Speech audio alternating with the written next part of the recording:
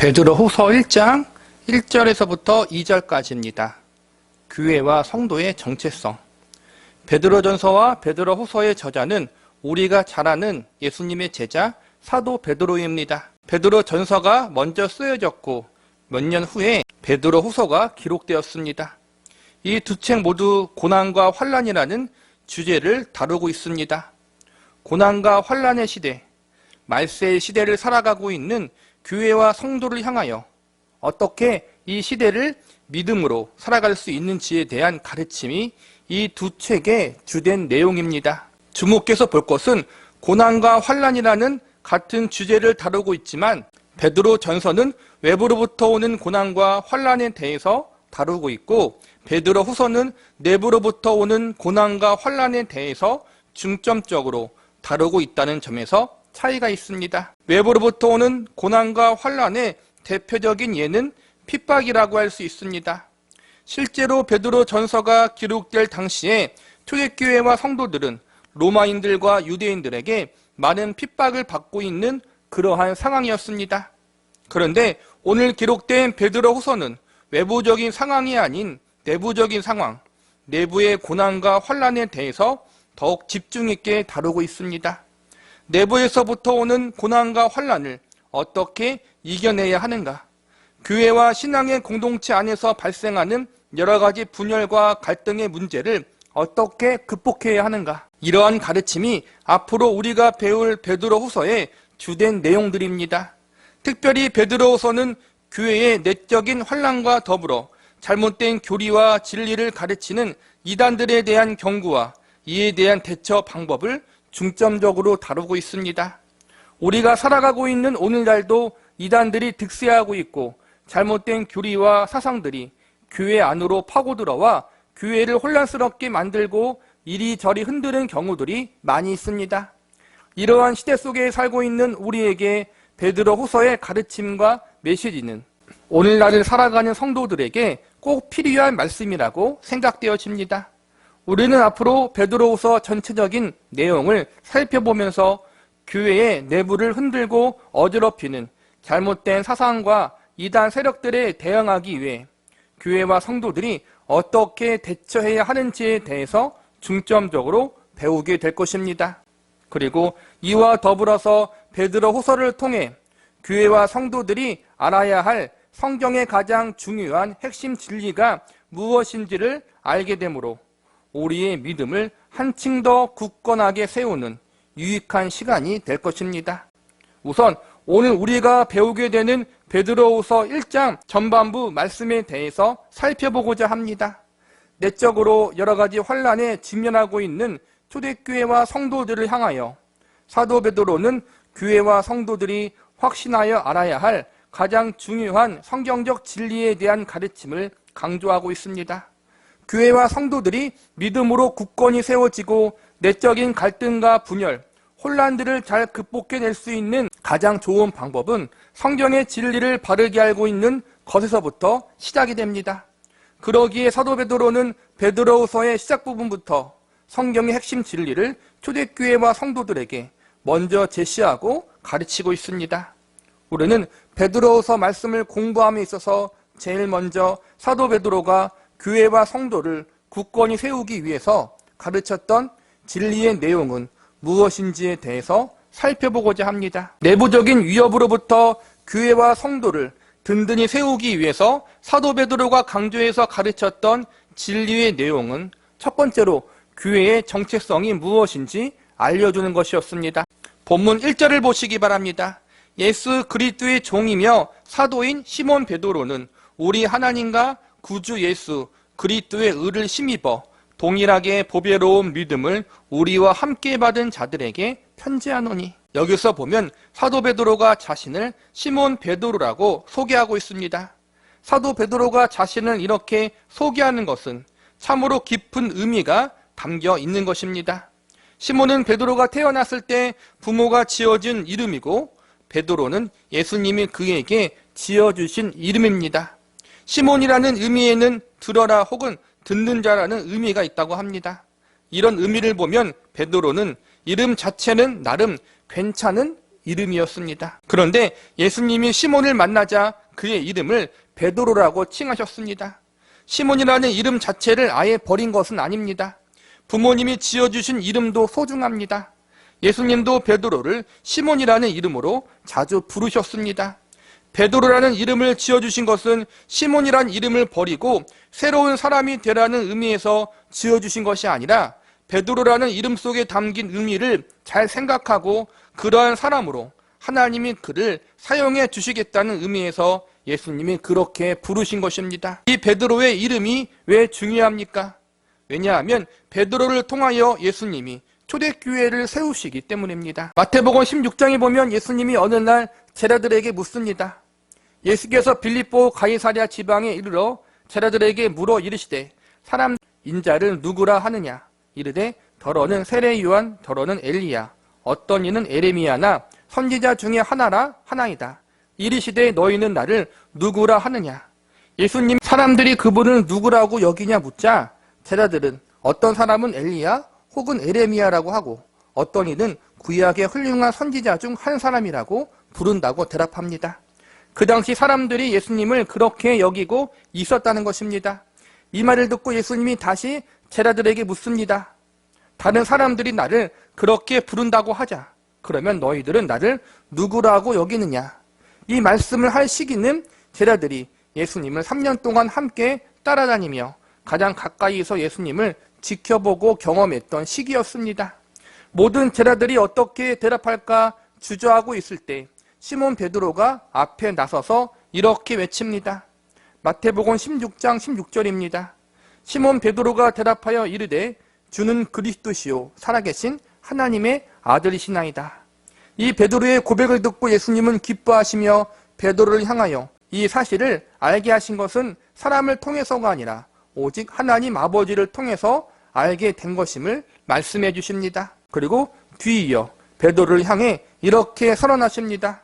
내가 내게 이르노니 너는 베드로라. 내가 이 반석 위에 내 교회를 세우리니 음부의 권세가 이기지 못하리라. 이 말씀은 베드로라는 사람을 통해서 예수님이 교회를 세울 수 있도록 역사하신다는 것입니다. 그런데 그냥 인간 베드로를 통해서 교회를 세우게 하신 것이 아님을 우리는 알아야 합니다.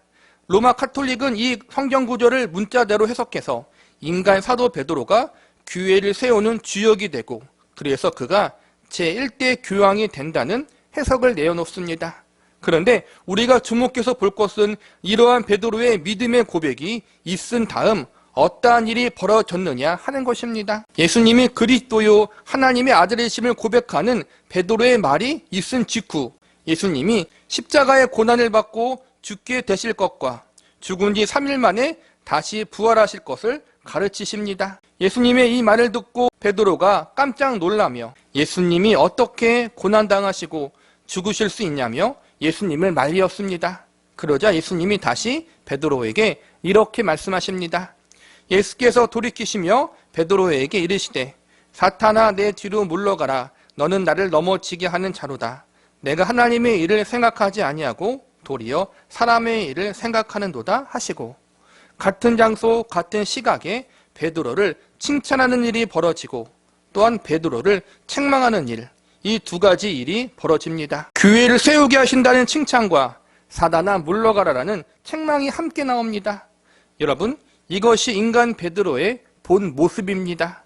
수시로 변하는 감정과 생각, 상황과 환경에 따라 이리저리 흔들리는 행동과 모습, 도저히 베드로라는 이름의 뜻처럼 든든한 반석이 될 수 없는 것이 인간 베드로의 모습이고 동시에 저와 여러분의 모습임을 우리는 알아야 합니다. 그러니까 이 인간 베드로 위에 교회를 세우면 금방 교회가 어떻게 되겠습니까? 금방 무너지고 말 것입니다. 금방 쓰러지고 말 것입니다. 그래서 우리 개신교 교회는 인간 베드로가 교회를 세운다는 뜻으로 받아들이지 않고 인간 베드로가 고백한 믿음의 고백, 주는 그리스도요 살아계신 하나님의 아들이시나이다라는 신앙 고백을 통해 초대교회가 세워지고 앞으로의 모든 교회가 세워진다고 믿습니다. 신앙 고백 위에 세워진다는 것은 신앙 고백을 하는 사람이 능력이 있거나 신앙 고백 자체가 능력이 있다는 것이 아니라 신앙 고백의 주인 되시는 하나님과 예수님이 능력이 있고 그분의 능력 위에 교회가 세워진다는 것을 의미하는 것입니다. 이 말의 의미와 뜻은 매우 중요합니다. 교회란 무엇인가라는 교회의 정체성을 알려주고 있기 때문입니다. 교회는 단순히 좋은 말씀 듣고 좋은 일 하기 위해서 모이는 장소가 아닙니다. 교회는 예수님을 하나님의 아들이요 하나님 자신이심을 믿는 사람들이 모여서 이루어진 신앙의 공동체입니다. 그리고 그 예수님을 나의 구주로 믿고 영접하는 사람들이 모여 성삼위일체 하나님을 예배하고 찬양하고 경배 드리는 공동체입니다. 이 사실을 믿음으로 받아들이고 고백하는 사람들, 그 사람들이 성도요 그리스도인이요 하나님의 백성과 자녀인 것입니다. 그리고 그러한 믿음의 고백을 하는 사람들이 모여서 교회를 이루는 것입니다. 교회의 정체성, 교회의 목적이 무엇입니까? 선교하는 교회, 복음 증거하는 교회, 봉사하는 교회, 이웃을 섬기는 교회, 이 모든 말이 맞는 말입니다. 그러나 이것이 교회의 가장 중요한 목적은 아닙니다. 이러한 것들이 가장 중요한 교회의 정체성이 아니라는 것입니다. 교회의 제일 첫 번째 되는 목적은 교회란 예수님을 하나님의 아들이요 하나님이 보내신 구원자요 우리의 주인이심을 믿고 받아들인 사람들이 모여서 하나님을 예배하는 것입니다. 이 믿음의 고백이 전제되지 않고서는 교회가 교회될 수가 없습니다. 저와 여러분은 이 베드로의 고백이 저와 여러분의 고백으로 믿으십니까? 저와 여러분은 이 베드로의 고백처럼 예수님을 그리스도요 우리의 구주 되심을 믿고 그 예수님을 보내신 하나님을 예배하고 있습니까? 교회의 제일 되는 목적, 우리의 구주 되시는 성삼위 하나님을 예배하는 것임을 명심하시기 바랍니다. 내부적인 위협과 위험으로부터 교회와 성도를 든든히 세우기 위해서 사도 베드로가 강조해서 가르쳤던 진리의 내용은 두 번째로 성도의 정체성이 무엇인지를 알려주는 것이었습니다. 교회의 정체성에 이어서 이번에는 성도의 정체성에 대해서 살펴보고자 합니다. 교회의 정체성을 이야기할 때 베드로의 이름이 들어갔던 것처럼 성도의 정체성을 잘 이해하기 위해서 이번에도 베드로라는 이름과 매우 밀접한 관계가 있습니다. 성경에서 보면 이름을 바꾼 사람들이 몇몇 나옵니다. 구약의 대표적인 사람이 아브라함이 있고 야곱이 있고 신약에서는 베드로와 바울이 있습니다. 사실 이름을 바꾸는 것 자체에 특별한 능력이 임하는 것은 아닙니다. 미신적이거나 신비적인 것을 좋아하는 사람들은 이름 자체에 특별한 능력이 있다고 보고 이름을 잘 지어야 성공한다고 믿습니다. 그래서 때때로 무당이나 점쟁이를 찾아가서 복받고 성공하기 위해서 어떤 이름을 지어야 하냐고 묻는 사람들도 있습니다. 그러나 성경은 결코 이러한 가르침을 배제합니다. 이름 자체에 특별한 능력이나 신비적인 의미를 부여하지 않습니다. 보통 사람들이 자녀의 이름을 지을 때 그 이름에 담긴 의미대로 살아갈 것을 기대하고 소망하는 마음으로 이름을 짓습니다. 제 이름이 김대명인데 대자가 큰 대자이고 명자가 목수명 혹은 사명명입니다. 부모님이 이름을 지어주실 때 큰 목숨 혹은 큰 사명이라고 지어주신 것은 이 세상에서 무언가 크게 영향력을 끼치는 사람이 되기를 바라는 마음, 큰 일을 이루는 사람이 되기를 기대하는 마음으로 이 이름을 지어주셨을 것입니다. 성경에서 이름이 바뀐 사람들도 이와 동일합니다. 아브라함은 열방의 아버지, 즉 믿음의 조상이 되라는 의미에서 이렇게 이름을 바꾸어 주신 것이고 이스라엘은 이제 하나님 안에서 승리하는 사람, 하나님과 함께하는 사람이 되라는 의미에서 그렇게 이름을 바꾸어 주신 것입니다. 한 사람의 이름 속에는 이처럼 그 사람을 향한 부모의 기대와 소망, 그 이름을 지은 이들의 바램이 담겨 있는 것입니다.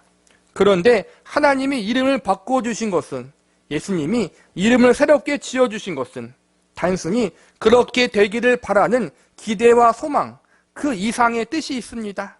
아브라함이 단순히 열방의 아버지, 믿음의 조상이 되기를 바라는 마음에서 이름을 바꾸어 주신 것으로 끝나는 것이 아니라 하나님이 아브라함을 반드시 그렇게 되게 하겠다는 하나님의 열심과 의지가 담겨 있는 것입니다.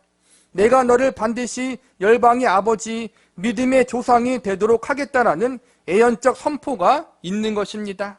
신약에서 베드로도 마찬가지입니다. 베드로의 이름에 반석이라는 의미가 담겨져 있습니다. 예수님이 베드로에게 이러한 이름을 지어주신 것은 베드로에게 반석과 같은 사람이 되라는 예수님의 기대와 소망만 담겨 있는 것이 아니라 예수님이, 하나님이 베드로를 반석과 같은 사람이 되게 하시겠다는 결단과 결심이 있음을 보여주고 있는 것입니다. 베드로야, 내가 반드시 너를 반석과 같은 사람이 되게 할 것이다. 내가 너를 그렇게 만들 것이다. 이러한 주님의 굳은 의지가 있는 예언적 선포라고 할 수 있는 것입니다. 베드로는 스스로 베드로가 될 수 없습니다. 그가 스스로 반석과 같은 사람이 될 수 없다는 것입니다. 베드로는 다혈질적인 사람이었습니다. 생각보다 행동이 먼저 앞서는 사람이었고 감정 기복도 심한 사람이었습니다. 풍랑이 일어나는 갈릴리 호수에서 물 위를 걷겠다고 했던 사람이 베드로였습니다. 처음에는 물 위를 잘 걸었습니다. 그러다가 이내 다시 물에 빠져 살려달라고 아우성치던 사람이 베드로였습니다. 예수님을 위해 목숨까지도 버리겠다고 소리쳤던 베드로였습니다. 그러다가 위기의 순간 예수님을 버리고 예수님을 3번 부인하던 사람이 바로 베드로였습니다. 그는 성품적으로 잘 흔들렸던 사람이었습니다. 그는 기질적으로 이랬다 저랬다 하는 사람이었습니다. 그런 그가 어떻게 스스로 베드로의 이름 속에 담긴 반석과도 같은 사람이 되겠습니까?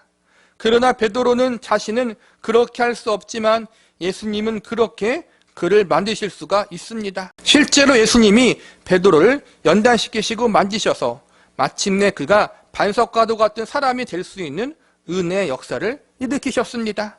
베드로라는 이름 속에 담긴 의미, 그것은 예수님이 내가 너를 그렇게 되게 만들 것이다 라는 예수님의 굳은 의지, 그분이 반드시 그렇게 이루겠다는 예언적 선언이 담겨져 있는 것입니다. 이 말을 다시 바꾸어 말하면 하나님이 그렇게 하시겠다는 것입니다. 정리하자면 교회의 정체성, 성도의 정체성은 즉 예수님을 나의 구주로 믿고 영접하는 사람이 성도요, 구원받은 성도들이 모여 하나님을 예배하고 경배하는 것이 바로 교회인 것입니다. 교회나 성도나 내가 스스로 만들거나 될 수 없습니다. 하나님이 교회를 세우셔야 하고 하나님이 성도를 부르셔야 합니다. 내가 해서 되는 것이 아니라 하나님이 우리를 세우시고 부르셨다는 사실을 먼저 인정하고 받아들여야 한다는 것입니다. 본문 2절을 보시기 바랍니다. 하나님과 우리 주 예수를 알므로 은혜와 평강이 너희에게 더욱 많을지어다. 여기서 보면 하나님과 예수님을 알므로 은혜와 평강이 많게 된다고 가르치고 있습니다.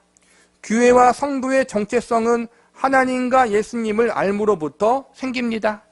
교회를 세우신 하나님, 나를 부르신 예수님이 어떠한 분인지 바르게 아는 것이 신앙의 시작이요, 교회와 성도를 흔들리지 않는 반석 위에 세우는 가장 중요한 핵심이라는 것입니다. 교회가 왜 흔들립니까? 성도가 왜 잘못된 사상에 유혹되고 넘어집니까? 하나님을 모르고 예수님을 몰라서 그렇습니다. 바르게 알지 못해서 그렇습니다. 자신들은 안다고 자부하지만 결국 그 알은 잘못된 알미기에 교회를 혼란스럽게 만드는 것입니다. 하나님을 바르게 아시기 바랍니다. 나의 잘못된 체험이나 주관적인 경험이 아니라 객관적으로 기록된 성경 말씀을 통해서 하나님을 올바르게 알아가는 은혜를 사모하시기 바랍니다. 하나님을 올바르게 알 때 교회와 성도는 여러 가지 위협과 위기들로부터 흔들리지 않을 수 있고 굳건한 믿음의 자리에 설 수 있다는 사실을 기억하시기 바랍니다. 말씀을 마무리하겠습니다. 교회를 어지럽히고 성도를 유혹하는 잘못된 사상과 가르침에서부터 교회와 성도를 지키기 위해서는 교회와 성도의 올바른 정체성을 배우고 알아야 합니다. 교회의 정체성, 성도의 정체성은 즉 예수님을 나의 구주로 믿고 영접하는 사람이 성도요, 구원받은 성도들이 모여 하나님을 예배하고 경배하는 것이 바로 교회인 것입니다. 교회와 성도의 정체성을 바르게 이해한 후 이제 교회를 세우시고 성도를 부르신 하나님과 예수님을 바르게 알아가는 것이 교회와 성도가 해야 하는 일입니다.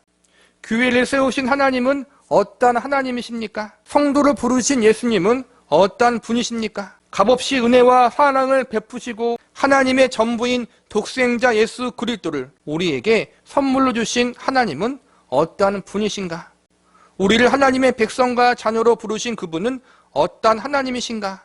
이것이 교회와 성도들이 주님 나라 가는 그날까지 계속 알아가야 할 부분입니다. 삶은 지식적인 부분을 포함하여 인격적인 부분을 함께 포함합니다. 그냥 아는 것이 아니라 성경에 기록된 말씀을 통해서 바르게 알아가야 합니다. 본문 19절을 보시기 바랍니다.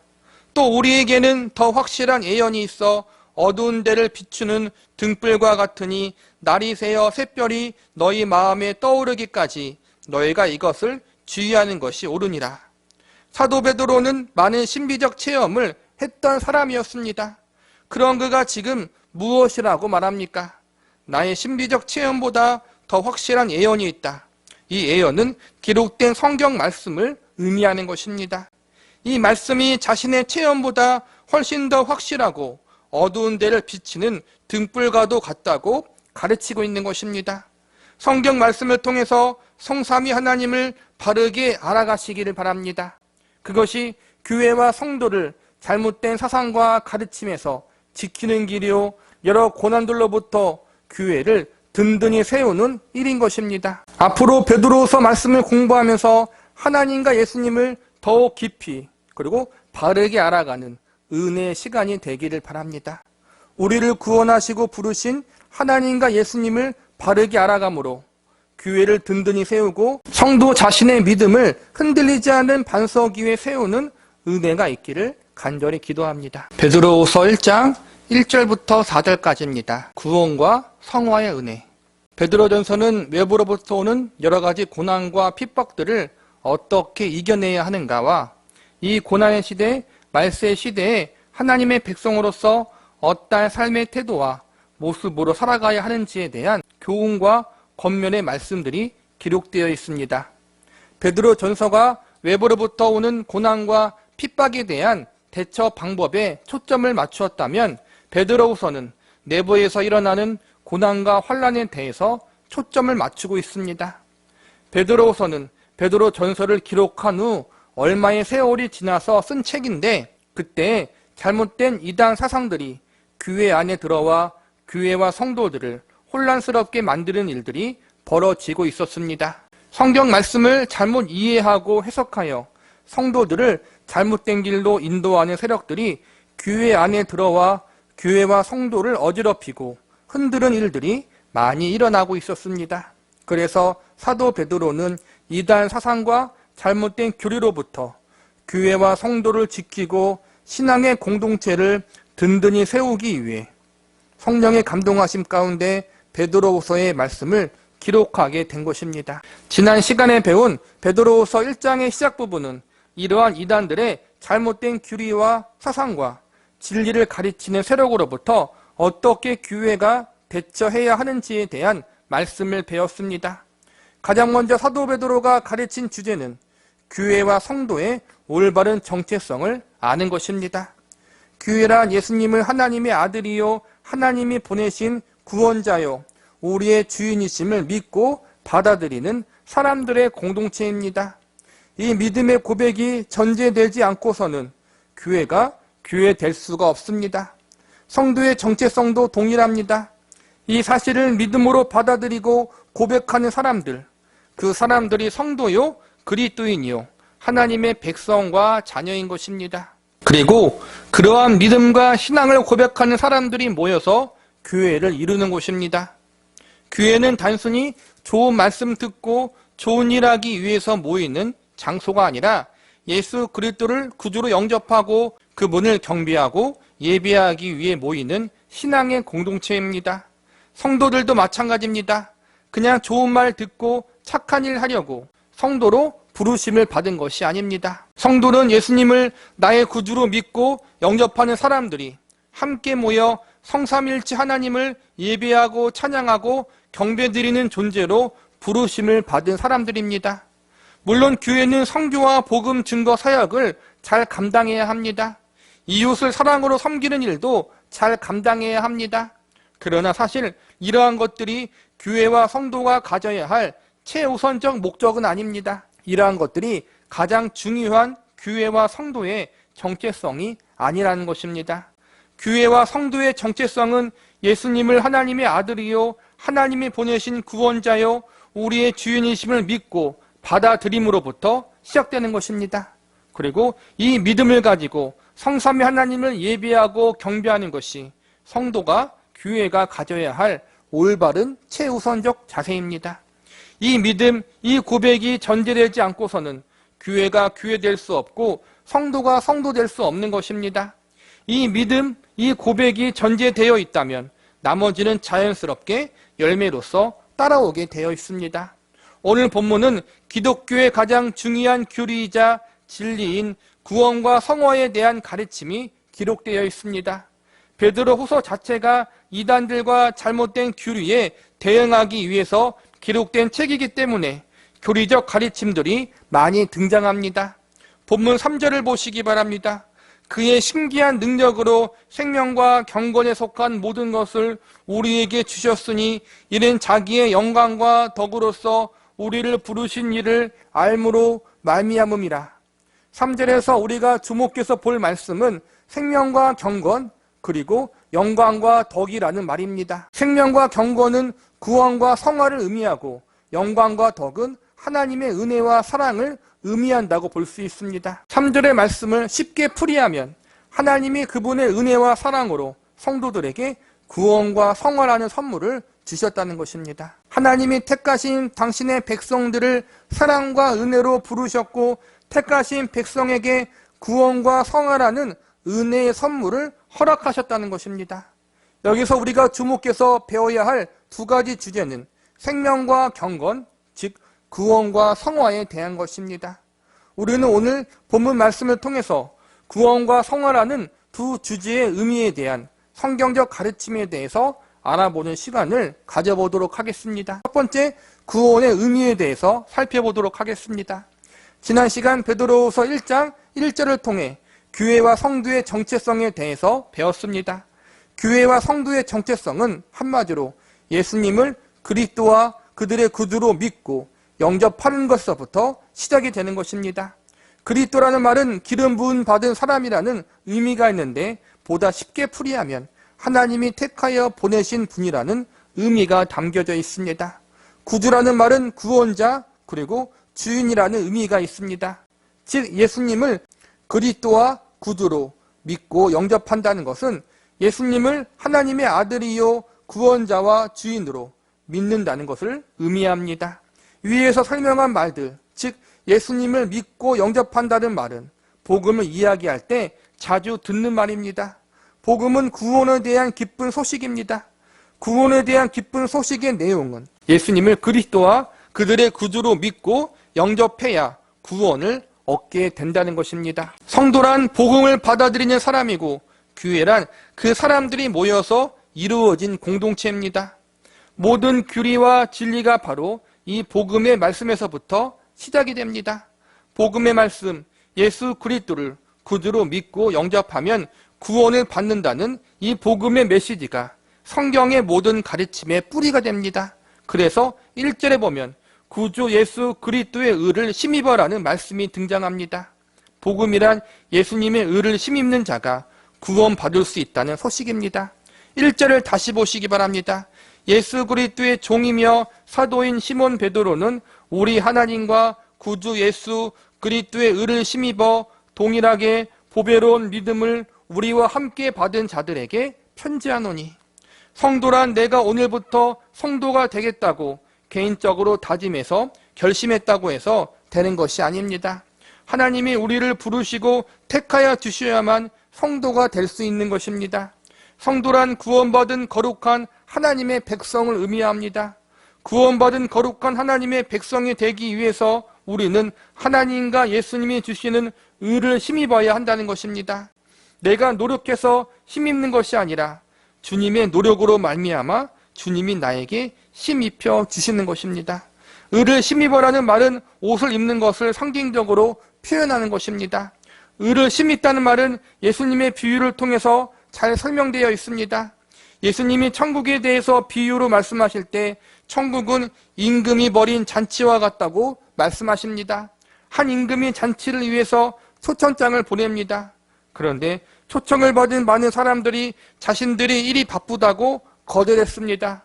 그래서 임금은 원래 초청받았던 사람을 제외하고 다른 사람들을 부르기로 작정합니다. 동네로 가서 길거리에 가서 만나는 모든 사람들을 무조건 데리고 오라고 명령합니다. 그래서 종들이 나가서 선한 자나 악한 자나 만나는 대로 우리 임금님이 잔치를 거창하게 벌여놓았으니 오라고 초청합니다. 잔치집에 손님이 가득 들어왔습니다. 그런데 임금이 이 잔치에 참석했을 때 예복을 입지 않은 사람을 발견합니다. 왜 예복을 입지 않고 들어왔느냐라고 물으니 이상한 핑계만 댑니다. 임금은 화가 나서 그 사람을 쫓아냅니다. 이 비유에서 임금이 말하는 예복은 잔치에 들어갈 때 입구에서 나누어 주는 임금의 선물을 말합니다. 당시에는 임금의 잔치에 오면 임금이 선물로 잔치 입을 옷도 주었다고 합니다. 그런데 이 예복이 없다는 것은 임금의 선물을 거절한 사람이든지 정상적인 입구를 통해서 온 사람이 아닌 것입니다. 즉 임금의 명령과 임금이 정한 법을 지키지 않은 사람인 것입니다. 즉 1절에서 하나님과 구주 예수 그리스도의 의를 심입어라는 말은 하나님이 주시는 믿음의 의를 심입으라는 것입니다. 믿음의 의를 심입으라는 말은 하나님이 주신 의인된 신분을 입으라는 것입니다. 저와 여러분은 원래부터 죄인들이었습니다. 그런데 하나님이 우리에게 의인된 신분을 주심으로 죄인에서 의인이 되는 것입니다. 우리는 죄인이지만 하나님이 주신 의의 옷이 죄인된 우리 자신을 가려지게 해주는 것입니다. 즉 구원은 예수님이 우리에게 옷을 입혀주듯이 우리에게 입혀주시는 것입니다. 내가 무엇을 해서 얻는 것이 아니라 예수님이 우리를 위해서 어떠한 일을 행하셨기 때문에 그 일로 말미암아 우리가 구원을 얻게 된다는 말입니다. 예수님이 우리를 위해서 행하신 일이 무엇입니까? 바로 십자가에서 우리의 죄를 짊어지시고 돌아가신 일이 아닙니까? 그래서 예수님을 나의 구주로 믿는다는 사실과 예수님이 나의 죄를 사해 주시기 위해서 십자가에서 돌아가신 사실을 믿음으로 받아들이는 사람마다 성도가 되는 것이고 하나님의 백성이 되는 것입니다. 결국 복음은 예수님을 나의 구주로 믿고 영접해야 한다는 내용을 죄인인 우리에게 알려주고 있습니다. 우리는 이 복음의 내용과 선언이 사실임을 믿어야 하고 확신해야 합니다. 나를 위해 십자가를 지시고 그 위에서 나의 모든 죄를 사하시고 용서하신 그 예수님을 나의 구원자로 나의 삶의 주인으로 믿고 영접하셨습니까? 내 공로가 아니라 예수님이 이루신 공로로 인해서 구원받았다는 사실, 그 사실을 믿는 것이 구원을 선물로 받은 성도들의 믿음입니다. 이것이 바로 구원이라는 말 속에 담긴 성경적 의미입니다. 저와 여러분은 이 믿음, 이 진리를 수용하고 받아들이고 계십니까? 이 예수님을 나의 예수님으로, 이 예수님이 행하신 십자가의 공로를 나에게 아무런 값없이 주신 선물임을 믿고 계십니까? 두 번째, 성화의 의미에 대해서 살펴보도록 하겠습니다. 성화란 우리가 이 세상에 살면서 새롭게 변화되고 성숙하게 되어지는 과정을 의미합니다. 보다 쉽게 말하면 우리의 인격이 우리의 주님이신 예수님의 성품을 닮아가는 과정을 성화라고 합니다. 성경적으로 말하자면 성령의 열매를 맺어가는 삶을 사는 것이 바로 성도의 성화의 모습이라고 할 수 있습니다. 성화에서 중요한 것은 성숙된 인격과 성품입니다. 성경에서 말하는 성령의 9가지 열매는 사랑과 희락과 화평과 오래 참음과 자비와 양성과 충성과 온유와 절제인데 결국 우리의 주님이신 예수님을 닮아가는 인격과 매우 연관이 깊습니다. 오늘 본문인 3절의 말씀을 보면 하나님이 우리에게 생명과 경건을 주신다고 말씀하고 계십니다. 생명은 구원을, 경건은 성화를 이야기하고 있는 것입니다. 하나님의 사랑과 은혜의 부르심은 우리를 구원해 주시는 것으로 끝나지 않고 우리가 하나님을 닮아가는 사람, 성령의 열매를 맺어가는 삶을 살아갈 수 있도록 역사하십니다. 우리가 기억해야 할 것은 구원의 은혜뿐 아니라 성화의 은혜도 우리의 힘과 노력으로 완성되어지는 것이 아니라는 것입니다. 우리가 구원의 은혜를 얻기 위해서 해야 할 일은 아무것도 없습니다. 단지 하나님이 예수 그리스도로 말미암아 우리에게 주신 의로움을 믿음으로 받아들이면 되는 것입니다. 성화의 은혜도 마찬가지입니다. 주님을 닮기 위해서 성령의 열매를 맺기 위해서 우리가 아무리 노력을 한다고 해도 우리는 실패하고 말 것입니다. 왜냐하면 우리들의 힘과 능력으로, 우리의 열심과 노력으로 우리가 주님을 닮아간다는 것은 불가능하기 때문입니다. 우리가 스스로 성령의 열매를 맺는 삶을 살아갈 수가 없다는 것입니다. 왜입니까? 우리는 죄인이기 때문입니다. 구원의 은혜와 동일하게 성화의 은혜도 하나님은 나를 위해서 이 일을 이루실 것을 믿는 믿음을 가지는 것이 중요합니다. 내가 하는 것이 아니라 하나님이 그렇게 하실 것입니다. 나를 은혜와 사랑으로 구원하신 하나님이 나를 하나님이 원하시는 믿음의 사람, 성숙한 하나님의 사람으로 만들어 주실 것을 믿는 믿음이 중요하다는 것입니다. 하나님이 성도를 구원하시고 성숙하게 만드는 일을 반드시 진행하실 것입니다.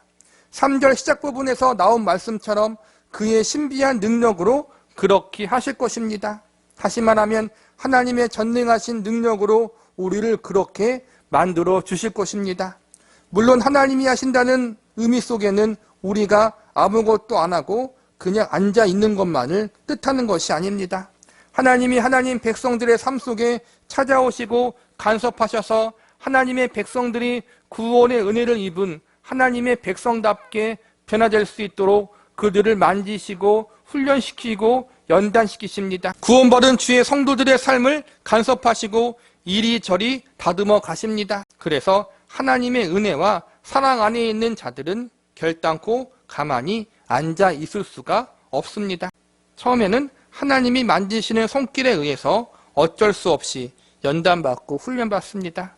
어쩔 수 없이 수동적으로 하나님이 허락하신 연단과 훈련을 억지로 견딥니다. 그러나 하나님은 그렇게 억지로 훈련받은 우리들을, 죽지 못해 어쩔 수 없이 연단받은 우리를 마침내 변화시켜서 기쁨과 감사함으로 이 훈련을 받는 자로 만드실 것입니다. 할 수 없이 억지로 움직였던 내가 스스로 자발적으로 움직여 하나님을 섬기는 사람으로 변화시켜 주실 것입니다. 그리고 감격과 찬양으로 이 연단을 통과하는 성숙한 주의 자녀로 우리를 새롭게 만드실 것입니다. 그리고 마침내 우리를 구원하시고 우리를 성화의 자리로 부르신 그 하나님이 어떠한 분이신지 그 깊이와 넓이와 높이와 길이를 온전히 알아가는 자리에 저와 여러분을 서게 하실 것입니다. 본문 3절을 다시 한번 보시기 바랍니다. 그의 신기한 능력으로 생명과 경건에 속한 모든 것을 우리에게 주셨으니 이는 자기의 영광과 덕으로서 우리를 부르신 이를 알므로 말미암음이라. 제가 3절의 이 말씀을 다시 쉽게 풀어서 읽어드리겠습니다. 하나님은 하나님의 영광과 덕으로 하나님의 은혜와 사랑으로 우리를 부르셨습니다. 그리고 하나님의 전능하신 능력으로 우리에게 생명을 주심으로 구원의 은혜를 베푸셨습니다. 하나님은 그분의 위대한 능력으로 우리에게 경건을 주심으로 주님을 닮아가고 성령의 열매를 맺을 수 있는 성화의 은혜를 베푸셨습니다. 그리고 우리에게 이 한량없는 은혜와 놀라운 사랑을 베풀어 주신 하나님이 어떤 분이신지 온전히 알아갈 수 있는 자리에까지 우리를 인도하실 것입니다. 이것이 오늘 본문에서 사도 베드로가 내적으로 위기와 고난에 처한 교회와 성도를 향해 이단과 거짓된 교훈을 전하는 세력으로부터 교회와 성도를 지키고 보호하기 위해서 가장 먼저 전하고 싶었던 가르침이었던 것입니다. 말씀을 정리하겠습니다. 교회와 성도의 정체성은 복음을 통해서 예수님을 믿고 영접하는 것에서부터 시작됩니다. 구원도 마찬가지입니다. 이 복음을 듣고 예수 그리스도를 구주로 믿고 영접하면 하나님이 선물로 구원을 주시는 것입니다. 내가 잘해서 선물로 주시는 것이 아니라 예수님이 잘해서 선물로 주신다는 사실을 믿는 것이 중요합니다. 이렇게 하나님이 구원을 선물로 주셨다면 구원이라는 선물을 받은 성도들을 결코 가만히 놔두지 않으십니다. 예수 그리스도라는 가장 귀한 하나님의 아들을 우리의 구원을 위해서 십자가상에 내어놓으셨으니 하나님은 구원받은 성도를 결코 포기하거나 버리시는 일을 하지 않으십니다. 이제 이렇게 하나님의 손에 붙들린 바 되었다면 하나님은 그 성도를 구원받은 자로서 합당한 자로 만드시는 일을 진행하십니다. 그것이 바로 성화입니다. 성도들이 하나님 보시기에 합당한 사람들, 주님을 닮아가고 성령의 열매를 맺어가는 존재, 성화된 존재가 되게 하기 위해서 성도의 삶 속에 찾아오셔서 간섭하시고 만지시고 역사하시는 일을 진행하십니다. 하나님이 성도들의 구원을 포기하지 않으시는 것처럼 동일하게 성도들의 성화의 역사도 포기하지 않으십니다. 이것이 바로 하나님의 뜻이자 하나님의 약속입니다. 결코 포기하지 않는다는 하나님의 이 약속을 사도 베드로는 4절에서 보배롭고 지극히 큰 약속이라고 표현하고 있습니다. 본문 4절을 보시기 바랍니다. 이로써 그 보배롭고 지극히 큰 약속을 우리에게 주사 이 약속으로 말미암아 너희가 정욕 때문에 세상에서 썩어질 것을 피하며 신성한 성품에 참여하는 자가 되게 하려 하셨느니라. 예수 그리스도를 십자가에 내어 놓으시기까지 우리를 사랑하신다는 약속을 우리에게 주셨습니다. 이 약속이 있기 때문에 성도들이 용기를 가지고 정욕과 세상에 썩어질 것을 피할 수 있게 되는 것입니다. 하나님의 이 약속, 구원하신 하나님이 우리를 성화의 자리에까지 인도하신다는 약속, 주님을 닮아가는 자리에까지 포기하지 않는다는 그 약속을 믿는 자들은 결코 정욕의 노예가 되지 않고 세상에 썩어질 것에 목매이지 않게 될 것입니다. 성도가 그렇게 되도록 하나님이 일하실 것입니다. 신성한 성품에 참여하는, 즉 예수 그리스도의 성품을 닮아가는 사람으로 만드실 것입니다. 이 보배로운 하나님의 약속을 신뢰하고 믿는 믿음이 1절에 나오는 보배로운 믿음을 가진 성도들인 것입니다. 성도를 포기하지 않으시고 성도들을 향한 하나님의 선하신 계획을 모두 이루실 것입니다. 하나님이 그렇게 하실 것입니다. 구원받은 성도들이 예수님을 온전히 닮아가는 자리에까지 이끄실 것입니다. 이것이 하나님의 보배로운 약속입니다. 이 보배로운 약속을 받은 자들은 하나님의 말씀과 뜻에 자기 자신을 스스로 복종시키고 순종하고자 힘쓰고 애쓰게 됩니다. 그들의 삶 속에서 자발적으로 하나님을 찬양하고 자신들의 받은 구원의 은혜에 감격하며 모든 것에 은혜에 감사하는 마음으로 행하게 됩니다. 구원의 은혜에 대한 감격과 하나님의 뜻에 순종하는 행위 자체가 구원의 조건이나 근거가 되는 것은 아닙니다. 이 모든 것은 구원의 은혜를 받은 자의 자발적 마음에서 우러러 나오는 선한 동기입니다. 하나님이 기뻐하시는 모습을 사모하기에, 하나님은 더욱 닮아가기를 기대하기에 더욱 열심을 내어 스스로 그러한 자리로 나아가는 것입니다. 모든 성도들은 이러한 새로운 변화가 성도 스스로가 만들어낸 결과가 아니라 하나님이 성도들의 삶 가운데 직접 간섭하여 이루신 결과라는 사실을 알고 있습니다. 그래서 성도들은 자신들의 인생 속에 이러한 놀라운 일을 이루신 하나님을 기뻐하며 그분께 영광 돌리는 삶을 살아가게 되는 것입니다. 이 놀라운 역사가 저와 여러분의 인생 가운데 이미 시작되었고, 하나님이 저와 여러분을 하나님의 형상과 예수 그리스도의 장성한 분량에 이르는 믿음의 자리까지 인도하실 것입니다. 우리에게 이 보배로운 약속을 허락하여 주신 하나님이 우리들의 아버지요 우리들의 전능자 되심을 온전히 믿고 신뢰함으로 우리에게 허락되어진 인생을 믿음으로 넉넉히 살아갈 수 있는 은혜가 저와 여러분에게 있기를 간절히 기도합니다. 베드로후서 1장 5절에서부터 9절까지입니다.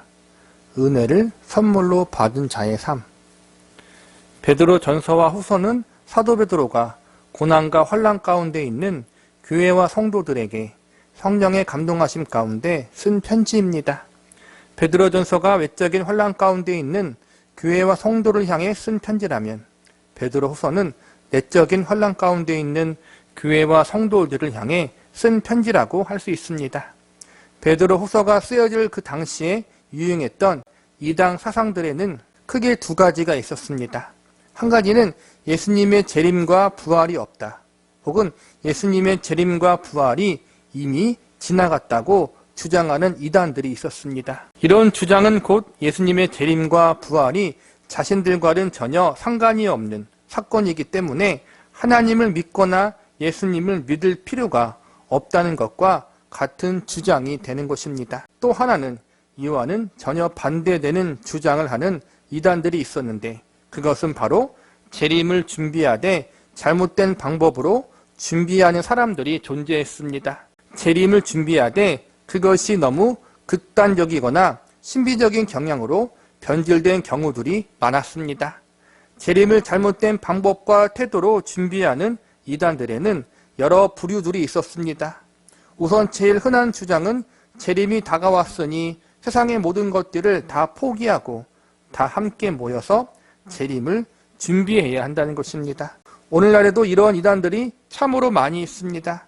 일상의 삶과 생활을 다 포기하고 직장도 안 다니고 가정도 버리고 기도원에 모여 교회에 모여 재림을 준비해야 한다고 주장하는 부류들이 지금뿐만 아니라 당시 초대교회에서도 있었습니다. 또한 금욕주의에 빠진 이단들이 있었습니다. 이들은 재림을 준비하기 위해서는 세상의 기쁨과 즐거움을 모두 다 버려야 한다고 믿으며 금식이나 여러 고행들을 통해 자신의 몸과 육체를 정결케 해야 한다고 주장했습니다. 이와 조금 다르게 어떤 이들은 쾌락과 향락주의에 빠진 이단들도 있었습니다. 예수님이 재림하시면 영혼은 구원받으니 육체는 어떻게 살든 상관이 없다는 것입니다. 육체가 죄를 지어도 영혼은 죄를 지은 것이 아니니 성적인 타락과 방종을 부추기는 이단들도 있었습니다. 이처럼 참으로 많은 이단들이 당시 초대교회 안에 존재하고 있었고, 교회와 성도들을 잘못된 사상에 빠져들도록 유혹을 하고 있었습니다. 실제로 적지 않은 교회와 성도들이 이러한 잘못된 교리와 사상을 받아들이고 올바른 믿음에서 떠나 부패하고 타락하는 경우도 발생했습니다. 가만히 보면 이단이라는 것은 겉모습만 조금 바뀌었지 그때나 지금이나 이단의 종류는 거의 비슷합니다. 재림이 없다고 말하며 예수님을 믿는 믿음을 무효화시키거나 업신여기게 만드는 세력들이 오늘날에도 많이 있습니다. 또한 재림을 믿되 이상한 교리와 방법을 주장하며 성도들을 타락과 부패의 길로 인도하는 가르침들이 있습니다. 성도들이 건강하고 올바른 믿음의 삶을 살지 못하도록 방해하고 유혹하는 일들이 오늘날에도 얼마나 많이 있는지 모릅니다. 성경은 마지막 때가 가까워질수록 교회와 성도를 향한 핍박도 거세지면서 동시에 많은 이단들이 생겨난다고 가르치고 있습니다. 지금도 이단들이 점점 많아집니다. 통일교나 신천지 같은 이단들도 세계적으로 그 교세를 확장하고 있습니다. 이러한 완전한 이단은 아니더라도 이단적 요소가 많은 교회들도 점점 많이 생겨나고 있습니다. 우리는 불교를 가리켜 이단이라고 하지 않습니다. 이슬람교를 가리켜 이단이라고 하지 않습니다. 왜냐하면 그들은 서로가 믿는 바가 완전히 다르기 때문입니다. 불교와 이슬람교를 가리켜 그냥 우리는 다른 종교라고 부릅니다. 불교나 이슬람교처럼 아예 다른 종교이면 그나마 괜찮습니다. 처음부터 믿음의 대상이 다르고 믿는 바가 다르니 서로의 갈 길을 가면 됩니다. 그런데 이단이 큰 문제가 되는 것은 우리가 보는 성경 말씀을 가지고 잘못된 진리를 전파하거나 주장하기 때문입니다. 그래서 기존 교회와 성도들이 미혹되어 이단의 잘못된 진리와 교리에 빠지기도 합니다. 이단들도 그들 자신을 기독교라고 부르고 교회라고 부릅니다.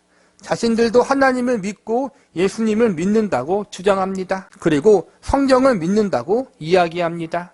그래서 많은 교회와 성도들이 이러한 겉모습 때문에 경계하지 못해 잘못된 길로 빠지는 경우들이 많이 있습니다. 이단들이 가장 잘 쓰는 방법이 무엇인지 아십니까?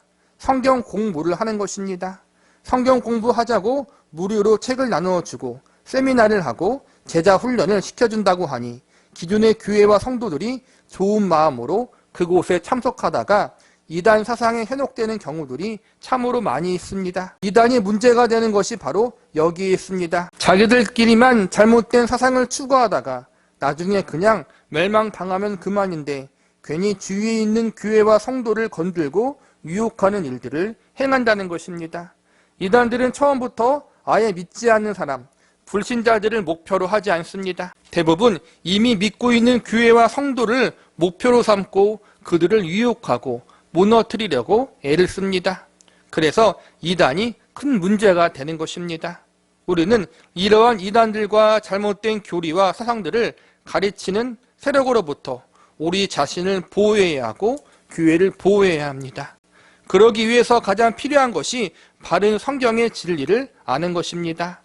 성경에서 가르치는 진리를 바르게 이해하고 있는 것이 이단의 잘못된 가르침과 영향으로부터 교회와 성도 자신을 지키는 예방책이 될 수 있는 것입니다. 그래서 베드로후서에서는 유난히 교리적인 부분들, 기독교 핵심 진리에 대해서 설명하고 이해시키기 위한 말씀들이 많이 등장합니다. 지난 시간에는 교회와 성도의 정체성에 대한 말씀, 그리고 구원과 성화의 은혜에 대한 말씀을 배웠습니다. 이러한 가르침들은 기독교의 매우 중요한 핵심 진리이기 때문에 베드로후서 시작부터 사도 베드로가 이러한 기본적인 진리부터 먼저 가르치고 있는 것입니다. 이러한 핵심적인 진리들을 바르게 알고 있어야 이단과 잘못된 세력의 공격으로부터 교회와 성도들을 지킬 수 있고 믿음을 든든히 세울 수 있기 때문입니다. 그래서 지난 시간 베드로후서 1장 전반부에서는 교회와 성도의 정체성은 교회를 세우고 성도를 부르신 하나님의 은혜와 사랑에 대한 믿음에 있음을 배웠습니다. 그리고 사랑과 은혜의 하나님이 예수님을 통해 교회를 세우셨고 성도를 부르셨음을 배웠습니다. 하나님이 예수님을 통해 이루신 십자가의 대속의 공로를 믿고 이 예수님을 나의 구주로 영접하면 하나님은 그들에게 아무런 조건 없이 구원과 성화의 은혜를 선물로 주신다고 우리는 배웠습니다. 오늘 우리가 배울 말씀은 그렇다면 구원과 성화를 선물로 받은 성도들을 하나님이 과연 어떻게 그들의 삶을 지도하시고 인도하시는가에 대한 말씀에 대해서 배우고자 합니다. 하나님이 성도들에게 구원과 성화의 은혜를 베푸셨다는 것은 성도들의 삶 속에 적극적으로 개입하시고 간섭하신다는 의미를 가지고 있습니다. 하나님이 예수님이라는 존귀한 비용을 지불하여 주시고 그분의 생명으로 값주고 저와 여러분을 산 것입니다. 이제 성도는 예수님과 그분의 생명이라는 비용을 지불하고 구입한 하나님의 소유입니다. 그런데 문제는 무엇이냐 하면 값비싼 대가와 비용을 지불하고 성도를 하나님의 소유로 샀는데 성도들의 모습이, 성도들의 상태가 그 비용과 대가에 현저하게 못 미치고 있다는 것입니다. 알기 쉽게 비유를 들겠습니다. 1억을 주고 샀으면 1억의 값어치를 해야 하는데 1억을 주고 산 존재들이 1,000원의 값어치를 하고 있으니 주인으로서 얼마나 신경이 쓰이겠습니까? 그러나 다행히 주인이 능력이 뛰어난 분이라 1,000원짜리 물건을 1억 원짜리 가치가 되는 존재로 만들 수 있습니다. 그래서 1,000원짜리 물건을 1억짜리로 만들기 위해서 1,000원짜리 물건에 대한 변화와 고침의 작업에 들어가게 됩니다. 정확한 표현은 아닐 수 있지만 그래도 이해가 되셨을 것입니다. 하나님의 생명의 값, 하나님이 예수님의 생명의 값을 지불해서 성도라는 존재를 하나님의 소유로 가지고 왔는데 우리의 현 상태는 말이 아닙니다. 깨어지고 망가지고 도저히 하나님 보시기에 합당하지 않습니다. 지불한 비용에 비해서 너무나도 부족하고 흠이 많은 존재들입니다.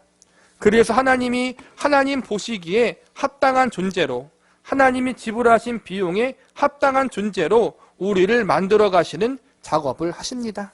예수님이라는 비용을 지불했으니 최소한 예수님을 닮은 존재가 되도록 하나님이 작업하시는 것이 합당하지 않겠습니까? 이 작업이 바로 구원받은 성도를 향한 하나님의 성화의 계획이요 작업인 것입니다. 그렇게 하기 위해서 어떻게 하나님이 성도들의 삶 속에 들어오셔서 성도의 삶을 간섭하시고 만지시고 훈련하시고 다듬어 가시는가? 우리가 오늘 배울 말씀이 바로 이것입니다. 본문 5절에서부터 7절까지의 말씀을 보시기 바랍니다. 그러므로 너희가 더욱 힘써 너희 믿음의 덕을, 덕의 지식을, 지식의 절제를, 절제의 인내를, 인내의 경건을, 경건의 형제 우애를, 형제 우애의 사랑을 더하라. 성도의 구원은 예수님을 구주로 믿고 영접할 때 단번에 받습니다. 그러나 성화는 천국 가는 그날까지 지속적으로 이루어 나가야 하는 것입니다. 그래서 하나님은 성도가 천국에 가는 그날까지 이 땅 가운데에서 삶을 영위하며 살아갈 동안 계속해서 성도들이 성화된 존재로 우뚝 서도록 연단하시고 훈련하십니다.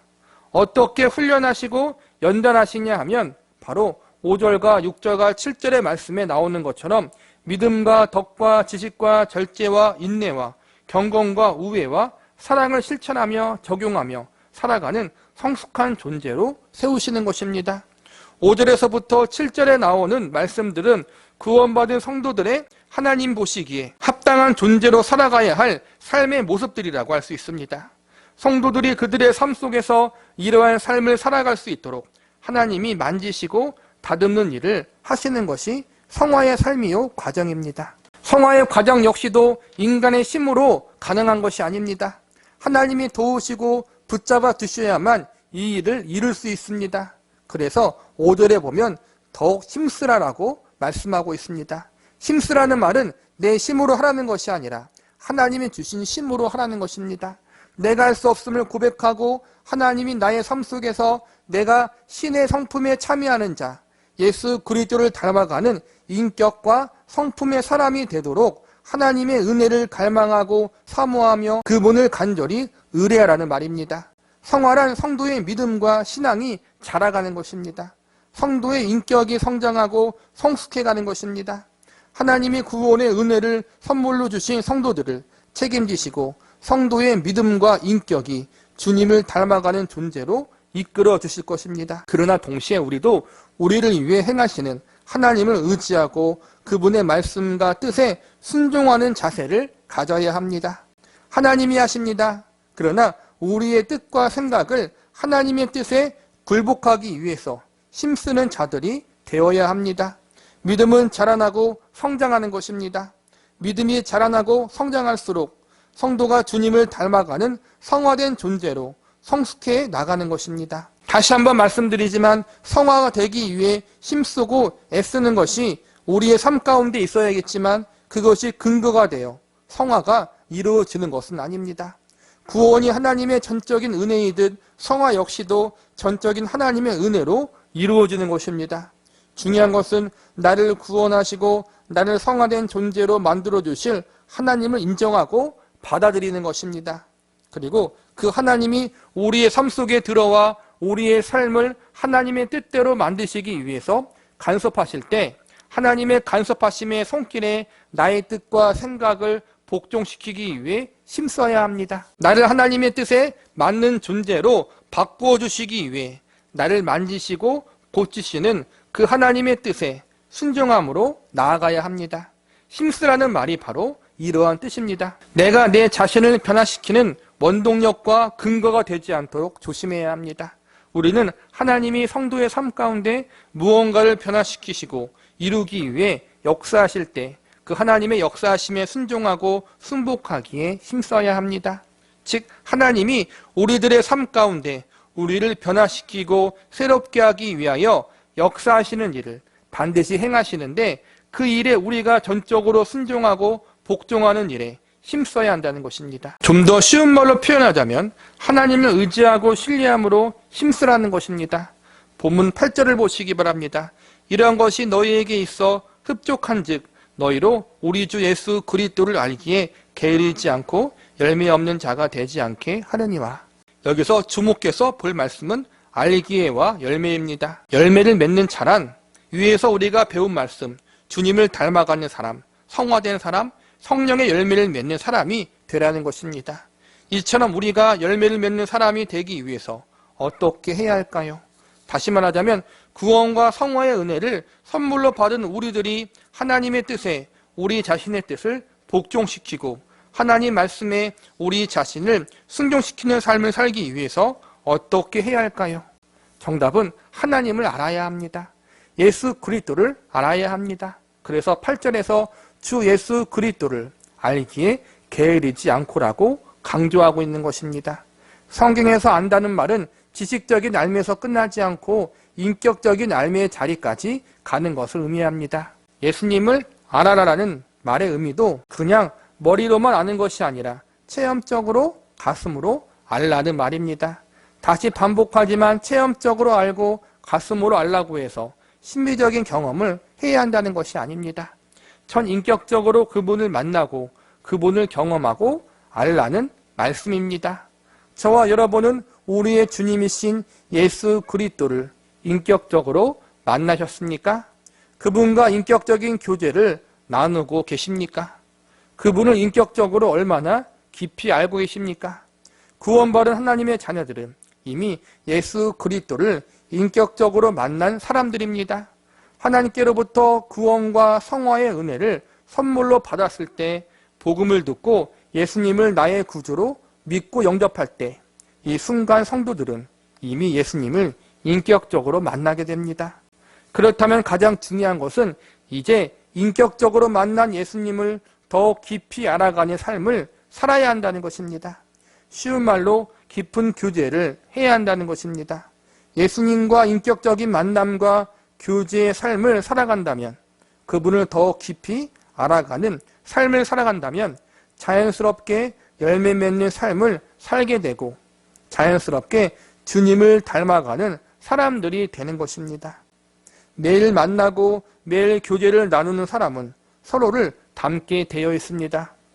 피상적인 만남이 아니라 깊은 교제, 마음을 나누고 삶을 나누고 상대방과 깊은 인격적 교제를 누리면 자연스럽게 서로가 닮기 마련입니다. 우리 역시 우리의 주님과 이러한 만남과 교제를 나누게 되면 자연스럽게 주님을 닮아가고 우리의 믿음이 성숙해지는 그러한 존재가 될 수 있는 것입니다.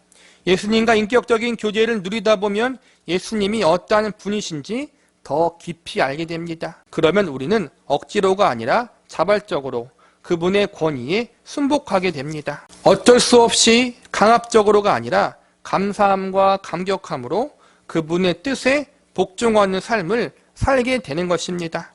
이것이 하나님이 그리고 예수님이 하나님의 백성과 자녀들에게 원하시는 바입니다. 하나님은 인격적인 분이십니다.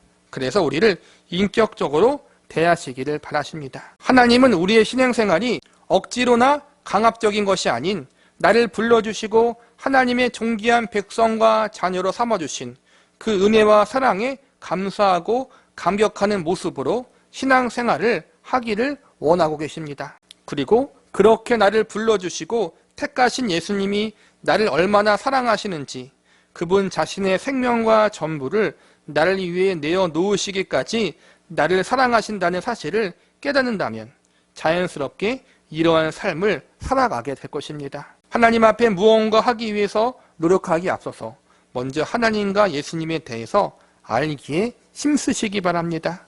먼저 예수님의 생명을 내어주시기까지 나에게 가장 선하고 좋은 모든 것을 선물로 주시려고 하시는 하나님 아버지의 마음을 깨닫는다면 우리는 자연스럽게 감사와 감격으로 하나님을 예배하는 삶, 그분을 기뻐하고 영광 돌리는 삶의 자리에 가게 될 것입니다.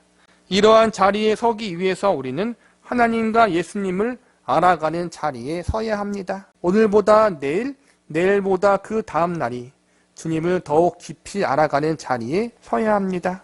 본문 9절을 보시기 바랍니다. 이러한 것이 없는 자는 맹인이라 멀리 보지 못하고 그의 옛죄가 깨끗하게 된 것을 잊었느니라. 우리가 만약 그러지 못한다면 우리는 맹인과 다를 바가 없는 존재라는 것입니다. 맹인이 얼마나 답답하고 불편하겠습니까? 성도라고 불리움 받지만 스스로 그리스도인이라고 말하지만 주님을 알아가고자 하는 마음과 열망이 없다면 우리는 앞을 볼 수 없는 불쌍한 존재와도 같다는 것입니다. 삶이 답답하고 신앙생활을 하지만 자유가 없는 사람들이 되는 것입니다. 나를 향한 그 크신 하나님의 사랑과 예수 그리스도의 은혜에 대해서 알지 못한다는 것은 그분의 사랑과 은혜를 보지 못하는 것과 같고, 그러므로 영적인 맹인이라는 것입니다. 우리는 하나님의 뜻을 나에게 맞추는 것이 아니라 나의 뜻을 하나님의 뜻에 복종시키는 일에 힘써야 합니다. 억지로 복종시키는 것이 아니라 나를 향한 하나님의 크신 은혜와 사랑에 감격하는 마음으로 복종하는 자리로 가야 합니다. 그러기 위해서 우리는 예수님을 바르게 알아가는 사람들이 되어야 합니다. 하나님이 어떻게 그분의 가장 귀한 독생자를 우리에게 주셨는지, 예수님 자신이 어떻게 그분 자신의 전부를 내어 놓으시기까지 저와 여러분을 사랑하셨는지, 이것을 알기에 힘쓰시기 바랍니다. 그리고 그분과 더욱 깊은 인격적인 교제를 가지시기 바랍니다. 그분을 알아가고 또 알아가기에 애쓰시기 바랍니다. 하나님과 예수님을 알아가기를 더욱 사모하고 기대하고 간절히 소망하시기 바랍니다. 이것이 교회와 성도를 든든히 세우고 나 자신을 든든히 세울 수 있는 가장 중요한 비결입니다. 하나님을 알아가고 예수님을 알아가는 것이 악한 세력으로부터 우리를 지키고 보호하고 한 발 더 나아가 승리할 수 있는 비결입니다. 주님을 더욱 깊이 알아가기를 간절히 사모하는 은혜, 그리고 그 주님과 더욱 깊은 인격적인 교제와 만남을 기대하는 거룩한 열망과 소망이 저와 여러분에게, 그리고 우리의 가정과 신앙의 공동체 안에 가득하기를 기도합니다. 베드로후서 1장 10절에서부터 15절까지입니다. 성경의 올바른 지식과 가르침. 베드로 전서와 후서는 초대교회 당시 사도 베드로가 성령의 감동하심 가운데 쓴 편지입니다. 사도 베드로가 이 편지들을 쓸 당시 초대교회는 외부와 내부적으로 큰 어려움에 직면하고 있었습니다. 우선 외부적으로는 로마 제국으로부터 많은 핍박이 있었고, 내부적으로는 이단 세력들이 교회를 혼란스럽게 만들고 있었습니다. 이러한 위기의 시기 하나님은 교회가 외부와 내부의 여러 세력으로부터 당하는 고난과 어려움들을 잘 이겨낼 수 있도록 사도 베드로에게 성령의 감동하심을 주사 베드로 전후서를 기록하게 하십니다. 하나님은 베드로 전서를 통해서 외부 세력의 고난과 핍박을 이겨낼 수 있는 가르침을 전달하게 하셨고, 베드로 후서를 통해서 교회 내부의 세력, 이단의 세력들로부터 교회를 든든히 세울 수 있는 가르침과 교훈들을 전달해 주도록 섭리하셨습니다. 특별히 지금 우리가 배우고 있는 베드로 후서는 교회를 흔들고 어지럽히는 이단 세력들을 대적하기 위해서 쓰여진 말씀입니다. 그렇기 때문에 교회와 성도들이 알아야 할 성경의 핵심적 교리, 그리고 진리에 대한 내용들을 중점적으로 가르치고 있습니다. 우리가 믿고 있는 기독교의 신앙은 무조건적으로 믿으라고 요구하는 신앙이 아닙니다. 확실한 지식과 진리를 제시하고 그것을 믿으라고 우리에게 설득하는 신앙이 바로 기독교 신앙입니다. 어떤 사람은 지식이 별로 없어도 무조건 믿으면 된다고 합니다. 또 어떤 사람은 무조건 성심을 다해 열심히 믿으면 된다고 합니다. 어떠한 면과 부분에 있어서 무조건적인 믿음과 열심적인 믿음이 필요할 때가 있고, 하나님의 신실하심을 근거로 우리에게 그것을 요구하실 때가 있습니다. 그러나 항상 그렇게 요구하시는 것은 아닙니다. 하나님은 무조건적인 열심과 신앙보다 성경적 말씀을 통해 바르게 이해하고 알므로 순종하는 신앙을 우리에게 더욱 요구하십니다. 이단에 빠지거나 잘못된 교리에 빠진 사람들의 특징을 보면 성경에 대한 올바른 지식이 없어 무조건적으로 믿는 맹신의 태도를 취하는 경우가 많습니다. 올바른 성경의 진리와 가르침보다는 성경 외에 다른 체험이나 가르침을 서운화하는 모습을 취하기도 합니다. 그래서 사도 베드로는 교회와 성도들이 올바른 성경적 지식에 근거한 믿음을 가짐으로 흔들리지 않는 믿음을 가질 수 있도록 베드로 후서를 기록하게 됩니다.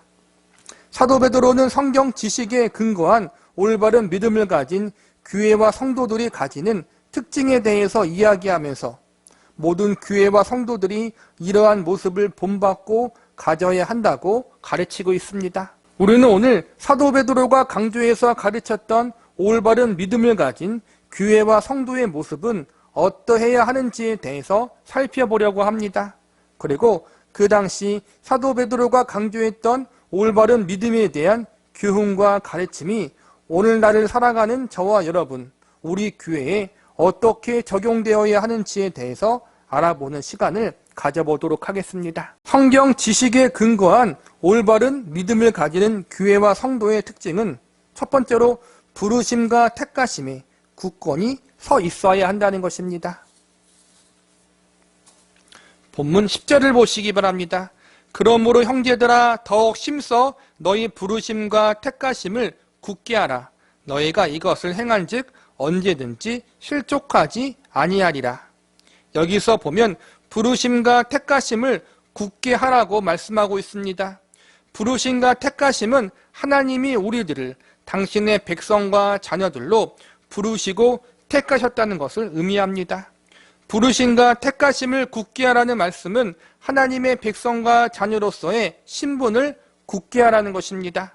다시 말하면 그들이 어떻게 하나님의 백성과 자녀가 되었는지에 대하여 바르게 알고 있으므로 구원에 대한 믿음을 굳건히 하라는 것입니다. 어떻게 그들이 죄인된 신분에서 하나님의 백성과 자녀된 신분이 되었는지, 하나님이 어떻게 그들에게 구원의 은혜를 베풀어 주셨는지 올바르게 배우고 알아서 구원에 대한 잘못된 사상과 가르침을 전달하는 거짓 세력에 현혹되지 말라는 것입니다. 베드로 후서가 기록될 당시 많은 이단들이 교회를 어지럽히고 있었는데 대표적 이단 중 하나가 자신들의 선함과 공의로움을 통해 구원을 얻을 수 있다라는 가르침을 전파하고 다녔습니다.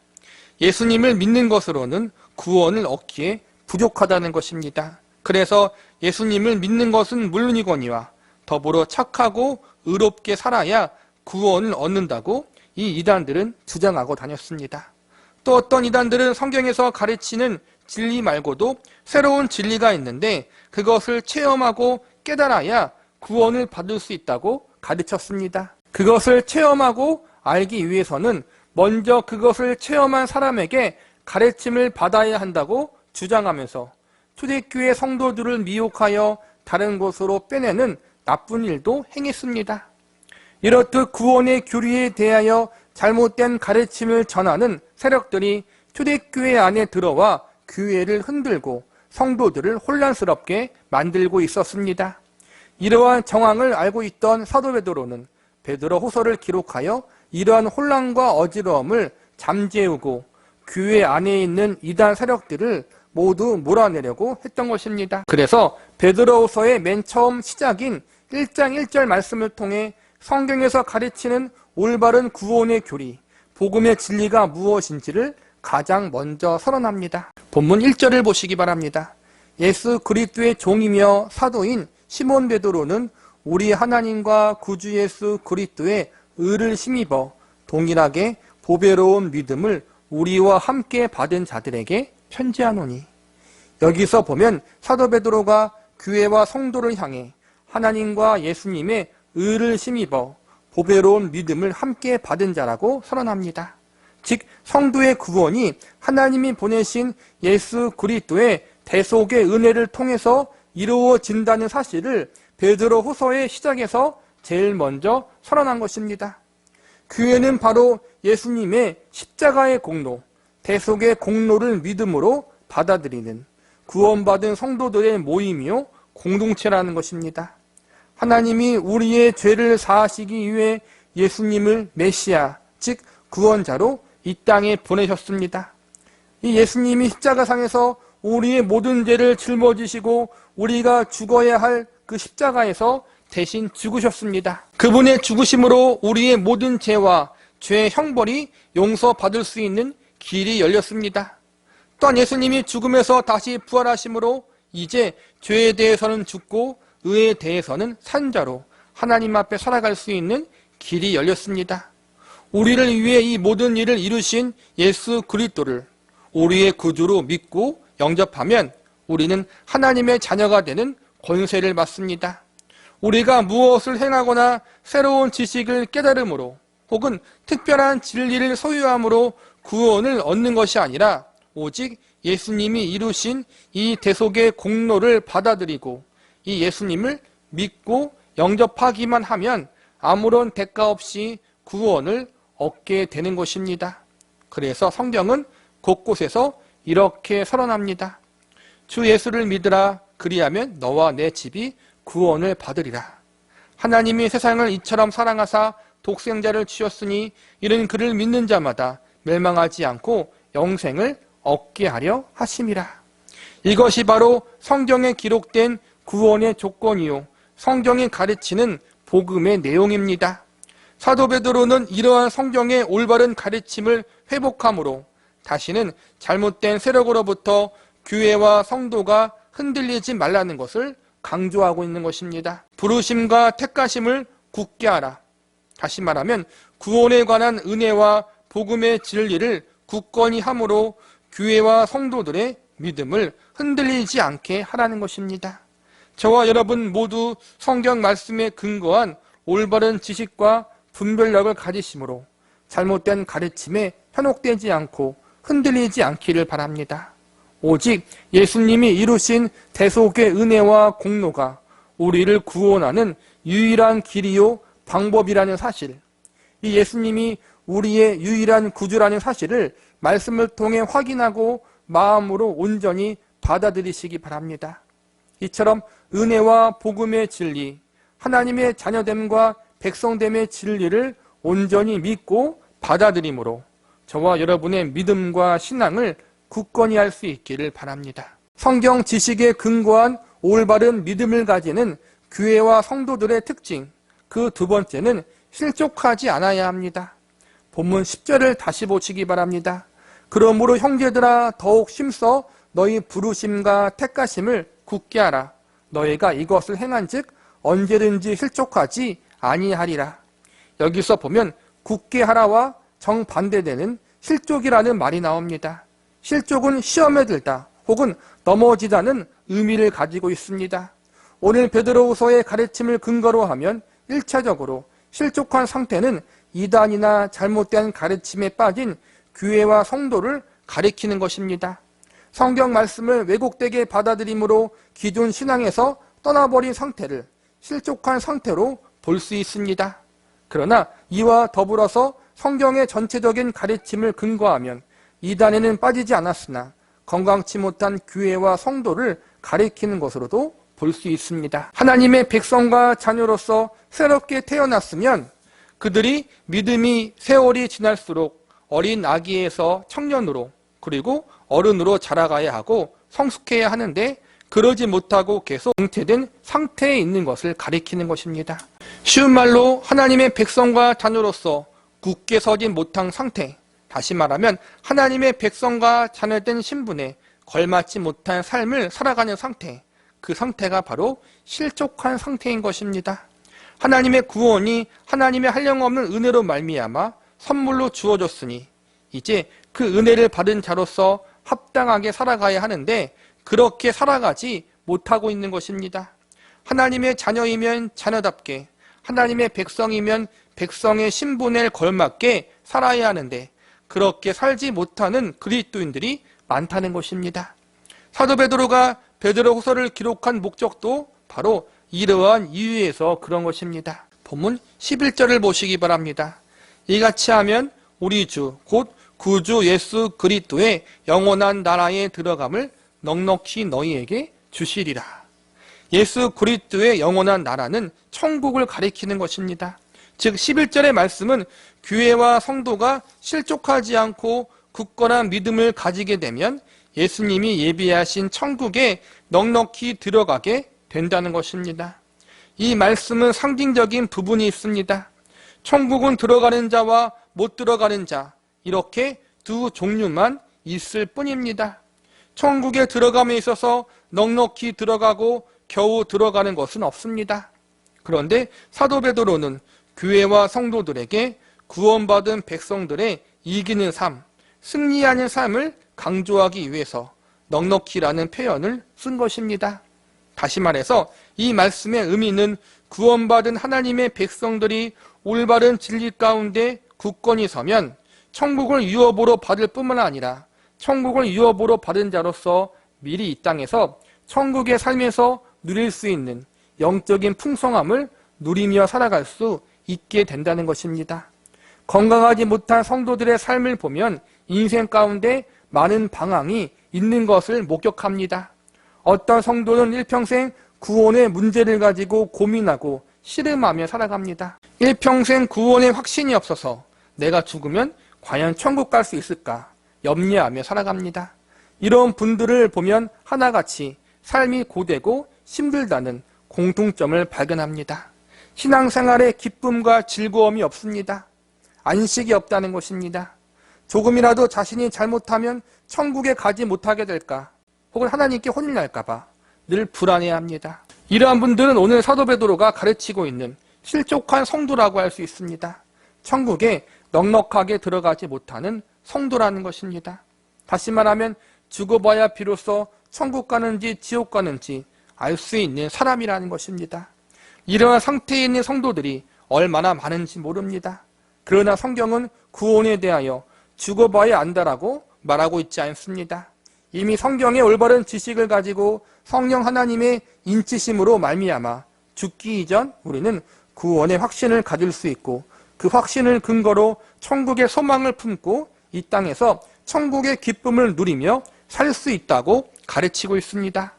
이 땅에서 비록 여러 가지 환난을 당하나 하나님의 다스리심이 나를 붙들고 있고 주님이 나와 함께 하시기 때문에 지금 이 순간 천국의 삶을 미리 맛볼 수 있다는 것입니다. 이것이 바로 1절에서 사도 베드로가 가르치는 영원한 나라에 들어가는 넉넉함입니다. 여러분, 이러한 넉넉한 믿음, 굳건한 믿음 갖기를 간절히 갈망하고 소망하시기 바랍니다. 우리 성김의교회 성도님들은 천국을 유업으로 받을 뿐만 아니라 이 땅에서도 하나님이 주시는 천국의 기쁨을 미리 맛보며 살아갈 수 있기를 바랍니다. 오늘 베드로후서를 기록할 당시 사도 베드로 역시 자신의 마지막 때를 기다리고 있었습니다. 베드로가 자신이 죽음이 가까워 오고 있다는 사실을 알고 있었다는 것입니다. 그래서 죽음을 앞둔 베드로는 유단히 구원과 천국에 대한 성경적 진리를 가르치는 것에 힘을 썼습니다. 이 부분이 지금 베드로가 가장 가까이 직면하고 있는 문제였고 또한 초대교회와 성도들이 가장 절실하게 필요한 가르침이었기 때문입니다. 본문 13절과 14절을 보시기 바랍니다. 내가 이 장막에 있을 동안에 너희를 일깨워 생각나게 함은 옳은 줄 여기노니 이는 우리 주 예수 그리스도께서 내게 지시하신 것 같이 나도 나의 장막을 벗어날 것이 임박한 줄을 알미라. 여기서 장막은 베드로의 육신을 말하는 것입니다. 장막을 벗어날 것이 임박했다는 것은 이제 죽음을 앞두고 있다는 의미를 갖고 있습니다. 베드로는 자신의 죽음이 임박해왔다는 사실을 이야기하면서 예수님께로부터 받은 사도직에 대해서 언급하고 있습니다. 복음서에 보면 예수님이 사도 베드로를 통하여 교회를 세우시겠다고 말씀하십니다. 예수님은 부활하신 이후 사도 베드로에게 예수님의 양을 치라는 사명도 부여받았습니다. 그리고 실제로 사도 베드로는 초대교회의 지도자로서 교회를 든든히 세우고 성도를 돌보는 일을 감당했습니다. 그런데 지금 이단 세력들이 교회를 넘어뜨리려고 악한 시도를 계속하고 있습니다. 이러한 시기 사도 베드로는 교회와 성도들을 보호하고 그들을 믿음으로 든든히 세워야 하는 사명을 감당해야 했습니다. 그런데 이 당시 사도 베드로의 나이도 이제 황혼을 바라보는 시기였습니다. 무엇보다 사도 베드로를 잡아 죽이기 위해 로마 제국이 혈안이 되어 그들을 찾고 있었습니다. 이제 사도 베드로는 자신이 이 땅에서 살아갈 날이 얼마 남지 않았다는 사실을 깨닫고 많은 고민을 합니다. 자신이 생을 마감하게 되면 남겨질 교회와 성도들은 어떻게 해야 하는가? 무엇보다 외부와 내부에서 교회를 핍박하고 흔드는 세력들을 어떻게 이겨내야 하는가? 이러한 걱정스러운 마음이 들었습니다. 그래서 사도 베드로는 그가 살아있을 동안 성령의 감동하심 가운데 교회와 성도들을 견고한 믿음으로 든든히 세워질 수 있도록 교회와 성도를 향한 성령의 가르침을 글로 기록하게 된 것입니다. 13절에 내가 이 장막에 있을 동안이라는 말은 자신이 살아있을 동안이라는 뜻입니다.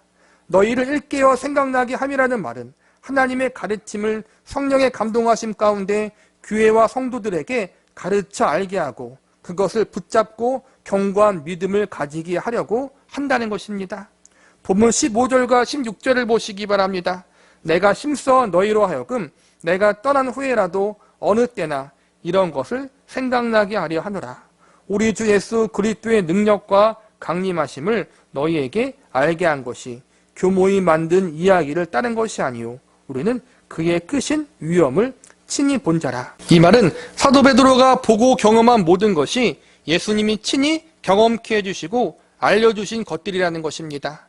또한 이것은 사도 베드로에게만 부여된 사명이 아니라 예수님이 다른 사도들에게도 부여해 주신 사명들입니다. 그래서 사도 요한과 마태, 바울 등 사도직을 맡은 이들과 그들에게로부터 가르침을 받은 이들이 하나님의 가르침을 성령의 감동하심 가운데 글로 기록하게 하셨고 지금 우리가 보는 신약 27권이 완성되게 된 것입니다. 그러므로 예수님에 대한 사도들의 가르침과 증언들, 하나님의 가르침에 대한 모든 교훈들은 모두가 진실이며 예수님이 가르쳐 주신 진리라는 사실을 사도 베드로는 강조하고 있는 것입니다. 예수님에 대한 사도들의 대표적 가르침과 증언들이 무엇입니까? 주님이 하나님의 독생자이시고 그분이 그리스도라는 사실입니다. 그분이 하나님이 보내신 유일한 우리들의 구주라는 사실입니다. 그분은 우리들의 죄를 대신해서 사하시기 위해 십자가에서 죽으셨고 죽으신 지 3일 만에 다시 부활하셔서 사망 권세를 정복하셨다는 사실입니다. 그리고 다시 하늘로 승천하셔서 하나님의 보좌 우편에 앉아 계셨다가 다시 재림하실 때 산자와 죽은 자를 심판하러 오신다는 것입니다. 우리가 예배 시작할 때마다 사도신경을 고백하지 않습니까? 사도신경이라는 말은 사도들이 가르치는 진리, 사도들이 전하는 가르침이라는 뜻이 있습니다. 즉 예수님에 관한 사도들의 가르침이 바로 사도신경의 내용입니다. 이 사도신경의 내용이 곧 예수님에 대하여 성경이 가르치는 내용들이고 교회와 성도들이 믿는 진리의 내용들입니다. 사도신경이 성경은 아니지만 성경에서 가르치고자 하는 진리의 핵심을 요약한 가르침인 것은 확실합니다. 이러한 가르침들과 내용이 인간의 생각으로 만들어낸 것이 아니라 진실로 하나님이 예수님을 통해서 또한 성령님을 통해서 사도들에게 전해주시고 알려주신 진리의 말씀이라는 것입니다. 예수님에 대한 체험과 증거들이 만약 가짜였다면 사도 베드로를 비롯해 초대교회 사람들이 지금 고통을 받을 이유가 없습니다. 유대인들은 예수님을 가짜 선지자라고 여기며 예수님을 믿는 교회를 핍박했습니다. 로마 제국은 예수님을 믿는 교회가 나라의 질서를 어지럽히고 사람들에게 해를 끼치는 사이비 종교라고 여기며 교회와 성도를 핍박했습니다. 그리고 실제로 이 핍박 때문에 많은 사람들이 순교를 당합니다. 그런 상황 속에서 내가 예수를 안 믿는다고 말하기만 하면 핍박을 받지 않을 수 있었습니다. 예수님을 믿는 것 때문에 감옥에 가지 않아도 되고 생명의 위협을 당하지 않아도 되었습니다. 그런데 지금 이러한 고난과 환난을 감내하면서까지 사도들과 초대교회 성도들은 예수님을 믿는 신앙을 포기하지 않았습니다. 거짓말에 목숨을 거는 바보가 어디 있겠습니까? 한두 명도 아니고 수천 수만 명의 사람들이 예수님을 만나고 그분 때문에 변화되고 새로운 인생을 살게 되었습니다. 베드로는 지금 자신을 비롯해 초대교회와 성도들이 굳건히 믿고 따르는 신앙의 내용들이 모두 하나님께로부터 나온 참된 진리임을 다시 한번 강조하고 있는 것입니다. 그러므로 자신을 비롯해 사도들의 가르침, 즉 성경 말씀의 가르침에 귀를 기울이라는 것입니다. 성령의 음성에 귀를 기울이라. 이 말의 의미는 단순히 신비적으로 들리는 음성, 마음의 감동을 의미하는 것이 아닙니다. 바로 기록된 성경 말씀을 통하여 하나님이 우리에게 하시는 말씀은 무엇인지, 성경 말씀을 통해 나에게 나타난 하나님의 뜻은 무엇인지를 알라는 것입니다. 성경 말씀을 통해 하나님이 저와 여러분에게 어떠한 말씀을 하시는지, 그분의 뜻이 무엇인지 바르게 알기 위해서 여러분 힘쓰고 노력하시기 바랍니다. 그러므로 성경 말씀을 통해 하나님을 바르게 만나고 예수님을 바르게 알아가는 은혜가 저와 여러분의 인생 가운데 있기를 기도합니다. 말씀을 마무리하겠습니다. 베드로후서 말씀이 많이 어렵고 딱딱하지만 오늘날 이단들과 잘못된 세력들이 판치는 이 시대 가운데 우리에게 너무나도 필요한 말씀이라고 생각되어집니다.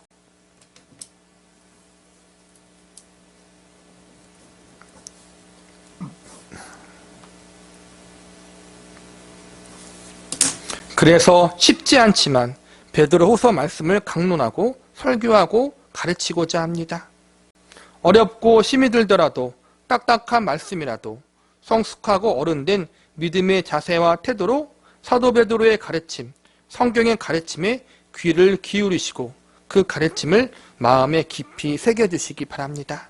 그리고 그럴 수 있도록 성령 하나님께서 우리에게 지혜를 달라고 기도하시기 바랍니다. 초대교회 시대에는 사도들이 살고 있었지만 많은 이단들과 잘못된 세력들이 득세하고 있었습니다. 사도들이 살아있었던 그 시절도 그랬는데 하물며 오늘날은 얼마나 더욱 그러하겠습니까? 오늘날 예수님이 세우신 사도들은 모두 생을 마감하여 이 자리에 없습니다. 그러나 다행히도 성령 하나님께서 사도들을 통하여 오늘날 신약 성경을 기록하게 하셨고 그 성경이 오늘날 우리에게 주어졌습니다. 이 신약 성경을 통해서 우리는 구약 성경까지도 밝히 알아갈 수 있는 기회도 부여받았습니다. 그리고 그 성경을 기록하게 하신 성령 하나님께서는 영원토록 살아계셔서 우리와 함께 하십니다. 그러기에 비록 이단들이 득세하고 잘못된 세력들이 교회를 흔들고 넘어뜨리려고 하는 위기의 시대지만 우리에게는 이 모든 것을 이겨낼 수 있는 희망이 있습니다. 오늘 사도 베드로는 성령의 감동하심 가운데 저와 여러분에게 부르심과 택하심을 굳게 하라고 가르칩니다. 또한 예수 그리스도의 영원한 나라에 들어감을 넉넉히 하라고 가르칩니다. 결론적으로 이러한 가르침은 구원받은 하나님의 백성과 자녀로서 합당하게 살아가라는 것입니다. 성경의 진리, 믿음의 진리 안에서 굳건히 서서 하나님이 우리에게 주시는 은혜와 자유를 누리며 사는 성도가 되라는 것입니다. 그러기 위해서 하나님의 말씀, 성경 말씀을 바르게 알아야 합니다. 사도 베드로가 죽음을 앞두고 초대교회와 성도들에게 외치고 싶었던 것이 바로 이것입니다. 성경 말씀을 통해서 하나님과 예수님을 바르게 알아라. 성경 말씀을 통해서 우리의 믿음을 굳건히 하라. 성경 말씀을 통해서 하나님이 보시기에 합당한 존재로 자라가고 성장하라. 내 고집과 아집, 내 생각과 체험과 뜻을 하나님의 말씀 앞에 굴복해라. 무엇이 성경적인 것인지, 무엇이 성경을 통해 성령 하나님이 교회와 성도들에게 가르쳐 주시려고 하는지 올바르게 분별하는 자리에 서라. 이것이 오늘 이 시대 모든 교회와 성도들이 감당해야 할 사명이자 임무입니다. 오늘날 참으로 어지럽고 혼란스러운 이 시대, 무엇보다 교회를 무너뜨리고 성도들을 미혹하는 악한 세력이 득세하는 이 시대, 이러한 시대 속에서 우리와 우리 교회에게 주어진 이 사명과 이 임무를 경각심을 가지고 잘 지키고 감당할 수 있기를 바랍니다. 그러므로 우리와 우리의 교회들이 이 어두운 시대 속에서 하나님의 진리의 빛을 드러내고 많은 이들을 올바른 길로 이끄는 일을 잘 감당할 수 있기를 간절히 기도합니다. 베드로후서 1장 16절에서부터 21절까지입니다. 말씀을 통한 하나님의 역사. 베드로후서는 이단 세력들로부터 교회와 성도를 지키고 보호하기 위해서 쓰여진 성경입니다. 베드로후서 1장에서는 이단 세력들의 잘못된 가르침을 배격하고 교회와 성도들의 올바른 정체성을 바로 세우는 교훈들에 대해서 강조하고 있습니다. 무엇보다 구원이 무엇이며 성화가 무엇인지, 그리고 구원과 성화의 은혜를 선물로 받은 성도들이 하나님 앞에 어떠한 삶을 살아야 하는지에 대한 가르침에 대해서 중점적으로 알려주고 있습니다. 결국 이단 세력의 잘못된 가르침으로부터 교회와 성도가 흔들리지 않고 굳건히 서기 위해서 해야 할 일은 하나님 앞에서 믿음으로 바르게 살아가라는 것입니다. 그리고 이를 위해서 교회와 성도들은 하나님과 예수님을 깊이 만나고 알아가는 은혜가 있어야 하는 것입니다. 오늘 우리가 배우게 될 말씀은 베드로후서 1장의 마지막 내용으로서 성도가 하나님과 예수님을 더욱 깊이 알아가는 삶을 살기 위해서 과연 어떻게 해야 하는가에 대한 가르침에 대해서 배우는 시간을 가져보도록 하겠습니다. 예수님을 바르게 알아가는 삶, 그분을 보내신 하나님을 더욱 깊이 만나는 삶을 살기 위해서 성도는 어떻게 해야 할까요? 첫 번째로 성령 하나님이 기록하신 성경 말씀을 통해서 이 일을 이루어야 합니다. 본문 20절과 21절을 보시기 바랍니다. 먼저 알 것은 성경의 모든 예언은 사사로이 풀 것이 아니니 예언은 언제든지 사람의 뜻으로 낸 것이 아니요 오직 성령의 감동하심을 받은 사람들이 하나님께 받아 말한 것임이라. 예수님을 알아가는 삶, 하나님을 더욱 깊이 만나는 삶을 살기 위해서는 성경 말씀을 바르게 알아야 합니다. 왜냐하면 성경은 하나님과 예수님의 영이신 성령님이 쓴 책이기 때문입니다. 성령 하나님은 구약 시대에서는 하나님이 택하신 선지자들을 통해서, 신약 시대에서는 예수님이 택하신 사도들을 통해서 구약 39권과 신약 27권의 성경책을 기록하도록 하셨습니다. 선지자나 사도나 모두 사람입니다. 그러나 성령님이 그 사람들을 주관하셔서 교회와 성도들을 향한 하나님의 뜻을 기록하도록 하셨기 때문에 성경은 사람이 쓴 것이 아니라 결국 성령님이 쓰신 것입니다. 그래서 디모데후서 3장 16절과 17절에 보면 이렇게 선언합니다.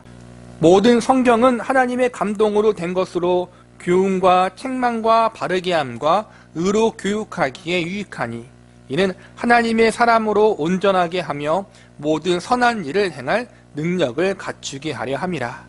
여기서 보면 모든 성경이 하나님의 감동으로 쓰여졌다고 증언하고 있습니다. 하나님의 감동이라 함은 성령님의 감동하심이라는 의미와 같습니다. 고린도전서 2장에 보면 성령이 하나님의 깊은 곳까지 통달하셨고 하나님의 일을 다 알고 계시다고 가르치고 있습니다. 성령은 하나님의 영이고 동시에 예수님의 영이기 때문에 하나님과 예수님이 누구신지, 그분의 뜻이 무엇인지를 가장 정확히 아시는 분이십니다. 그렇기 때문에 성령님이 기록하신 성경 말씀이야말로 가장 정확하게 하나님과 예수님에 대하여 알게 해주는 통로가 되는 것입니다. 그래서 디모데후서 3장 16절과 17절에 보면 다음과 같이 가르치고 있습니다. 모든 성경은 하나님의 감동으로 된 것으로 교훈과 책망과 바르게 함과 의로 교육하기에 유익하니 이는 하나님의 사람으로 온전하게 하며 모든 선한 일을 행할 능력을 갖추게 하려 함이라. 여기서 보면 성경 말씀은 하나님의 감동으로 된 것으로 성도들을 바르게 교육하고 결국 하나님의 사람으로 온전하게 만드는 역할을 한다고 선언하고 있습니다. 하나님의 사람으로 온전하게 된다는 말은 오늘 우리가 배우고자 하는 주제, 성도들이 하나님과 예수님을 온전히 알아가는 존재들로 세워진다는 것과 같은 말씀입니다. 다시 말하면 성경 말씀을 통하지 않고서는 결국 하나님과 예수님을 온전히 알아갈 수가 없다는 것입니다. 지금 사도 베드로가 초대교회 성도들에게 강조하고자 하는 바가 바로 이것입니다. 기록된 성경 말씀을 통해서 하나님과 예수님을 바르게 알아가는 성도들이 되라는 것입니다. 본문 17절과 18절을 보시기 바랍니다. 지극히 큰 영광 중에서 이런 소리가 그에게 나기를 이는 내 사랑하는 아들이요 내 기뻐하는 자라 하실 때 그가 하나님 아버지께 존귀와 영광을 받으셨느니라.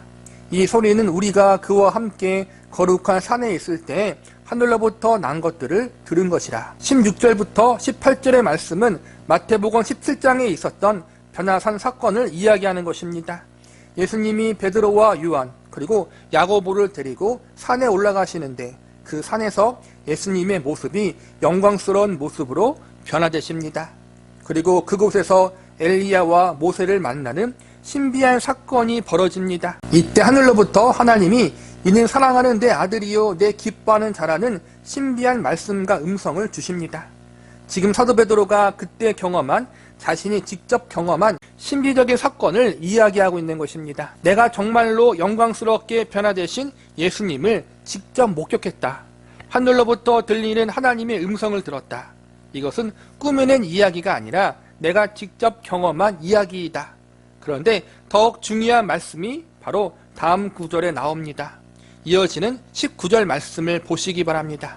또 우리에게는 더 확실한 예언이 있어 어두운 데를 비추는 등불과 같으니 날이 새어 샛별이 너희 마음에 떠오르기까지 너희가 이것을 주의하는 것이 옳으니라.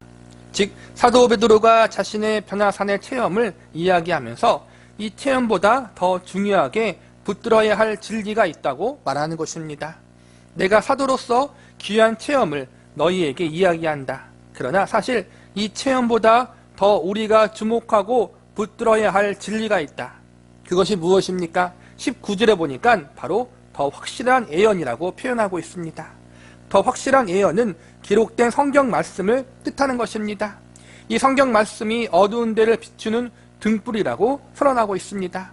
어두움을 이기는 방법은 오직 빛을 비추는 것뿐입니다. 이단의 세력들이 잘못된 교리와 가르침을 가지고 교회를 무너뜨리고 성도를 유혹하려는 어두움의 계력으로부터 교회를 지키고 성도를 온전히 세우는 방법은 오직 어두움을 비추는 성경 말씀의 진리뿐이라는 것입니다. 19절에서 날이 새어 샛별이 떠오른다는 것은 주님이 이 땅에 오실 때 모든 것이 다 밝히 드러난다는 것입니다. 예수님이 이 땅에 재림하시면 거짓된 모든 것들이 사라지고 악한 모든 세력들이 심판당하게 될 것입니다. 예수님이 이 땅에 재림하시면 하나님의 의와 공의가 온 천하에 가득하게 될 것입니다. 그러나 그 전까지 우리는 아직 어두운 세상 가운데 살아야 합니다. 그렇기 때문에 그때가 이르기까지 우리는 등불되는 성경 말씀의 진리를 붙들고 이 어두운 세상을 살아가야 하는 것입니다. 사도 베드로의 가르침은 우리에게도 해당됩니다. 베드로 자신이 경험했던 여러 신비한 체험들도 중요하지만 그는 그보다 더 확실한 진리들이 성경 말씀에 기록되었다고 가르치고 있습니다. 사도 베드로가 이렇게 이야기했다면 오늘날 우리들이 무엇이라 이 일을 제기할 수 없습니다. 오늘날 사도 베드로처럼 큰 이적과 기적을 체험한 사람이 어디 있습니까? 사도 베드로처럼 예수님을 가까이 만나 가르침을 받은 사람이 어디 있습니까? 사도 베드로가 이렇게 가르쳤다면 우리도 우리의 체험이 아니라 기록된 성경 말씀을 더욱 중요하게 여겨야 하는 것이 당연한 것입니다. 그래서 우리는 늘 신비한 체험이나 개인이 깨달은 교훈들을 그것이 합당한 것인지 진짜인지 가짜인지 언제나 성경 말씀에 비추어서 판단해야 합니다. 사도들도 자신들의 체험과 교훈을 성경 말씀에 비추어서 확신했습니다. 사도들이 그랬다면 오늘날 우리들은 더욱더 그래야 하는 것입니다. 신비적인 체험은 개인적인 것입니다. 그것은 틀릴 수도 있고 맞을 수도 있습니다. 그러나 기록된 말씀은 오류가 없는 절대적 하나님의 계시입니다. 개인적 체험은 본인 자신에게만 적용될 수 있지만 기록된 성경 말씀은 누구에게나 예외 없이 모든 이에게 다 같이 적용되는 정확한 절대적 진리인 것입니다. 신비한 체험은 개인적이기 때문에 그 사람이 잘못 볼 수도 있고 잘못 깨달을 수도 있고 잘못 전달될 수도 있습니다. 골로새서 2장 18절에 보면 신비적 체험을 조심하라는 가르침의 내용이 나옵니다. 여기서 보니까 어떠한 사람이 신비한 체험을 하면서 천사를 숭배해야 한다고 주장한 것처럼 보입니다. 그런데 이러한 주장을 한 사람이 겉모습으로 보기에는 매우 겸손하게 보이는 사람이었습니다. 그러니까 교회 안에서 나름 경건한 믿음의 사람으로 인정받은 사람이 자신의 신비적 체험을 이야기하면서 천사 숭배에 대한 가르침을 전했던 것입니다. 많은 사람들이 잘못된 신앙을 가지는 이유 중 하나는 나는 신실하고 경건한 믿음의 사람들의 체험을 무조건적으로 믿고 신뢰하기 때문입니다. 저 집사님은 정말로 경건한 믿음의 사람이야. 저 사역자는 정말로 신실한 하나님의 종이야. 평소에는 신실하고 경건하게 신앙생활을 해서 주위 사람들에게 인정을 받습니다. 우리는 이런 분들이 이야기하는 것들, 특별히 간증하는 것들을 들을 때 이분들이 하는 말은 절대로 잘못될 리가 없어. 이분들이 체험한 것이 이상할 리가 없어. 이렇게 철석같이 믿는 경향들이 있습니다. 그러나 아무리 신실하고 아무리 경건할지라도 우리는 인간이고 죄인이며 연약한 피조물이라는 사실을 인정해야 합니다. 아무리 경건한 믿음의 사람이라 할지라도 잘못된 체험을 할 수 있다는 사실을 우리는 알아야 합니다. 그것을 판단하고 분별할 수 있는 방법이 바로 기록된 성경 말씀을 통해서입니다. 기록된 성경 말씀에서 벗어난 가르침, 간증, 체험들은 모두 잘못된 것입니다. 지금 바로 사도 베드로가 이러한 것들을 주의하라고 가르치고 있는 것입니다. 사도 베드로의 체험, 그의 가르침 역시 기록된 성경 말씀을 벗어날 수가 없다는 것입니다. 그가 경험했던 놀라운 이적과 체험들보다 기록된 성경 말씀이 더 확실하고 정확한 것이라고 이야기하고 있는 것입니다. 이단들의 특징이 무엇입니까? 잘못된 교리와 사상들을 가르치는 것입니다. 대부분 이 잘못된 교리와 사상 뒤편에는 잘못된 체험과 이적들이 자리 잡고 있습니다. 그리고 지금 초대교회를 무너뜨리려고 혼란스럽게 만드는 세력 가운데 이러한 체험을 중시하고 그것을 성경 말씀 위에 놓으려는 시도가 있었다는 것을 알려주면서 그러한 행위와 그러한 세력들을 조심하라고 가르치는 것입니다.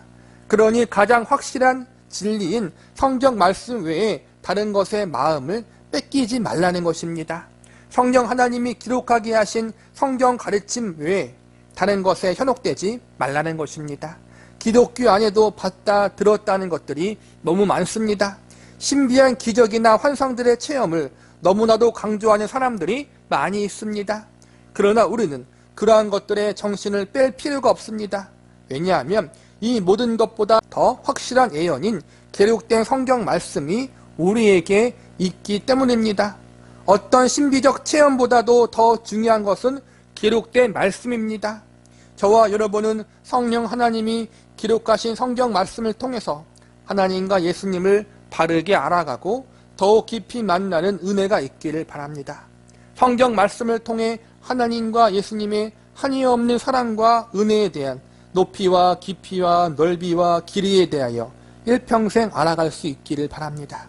그것이 하나님이 저와 여러분에게 기대하고 원하시는 올바른 성숙의 길입니다. 두 번째로 성경 말씀을 바르게 이해하기 위해서 우리는 바른 지도와 가르침을 받아야 합니다.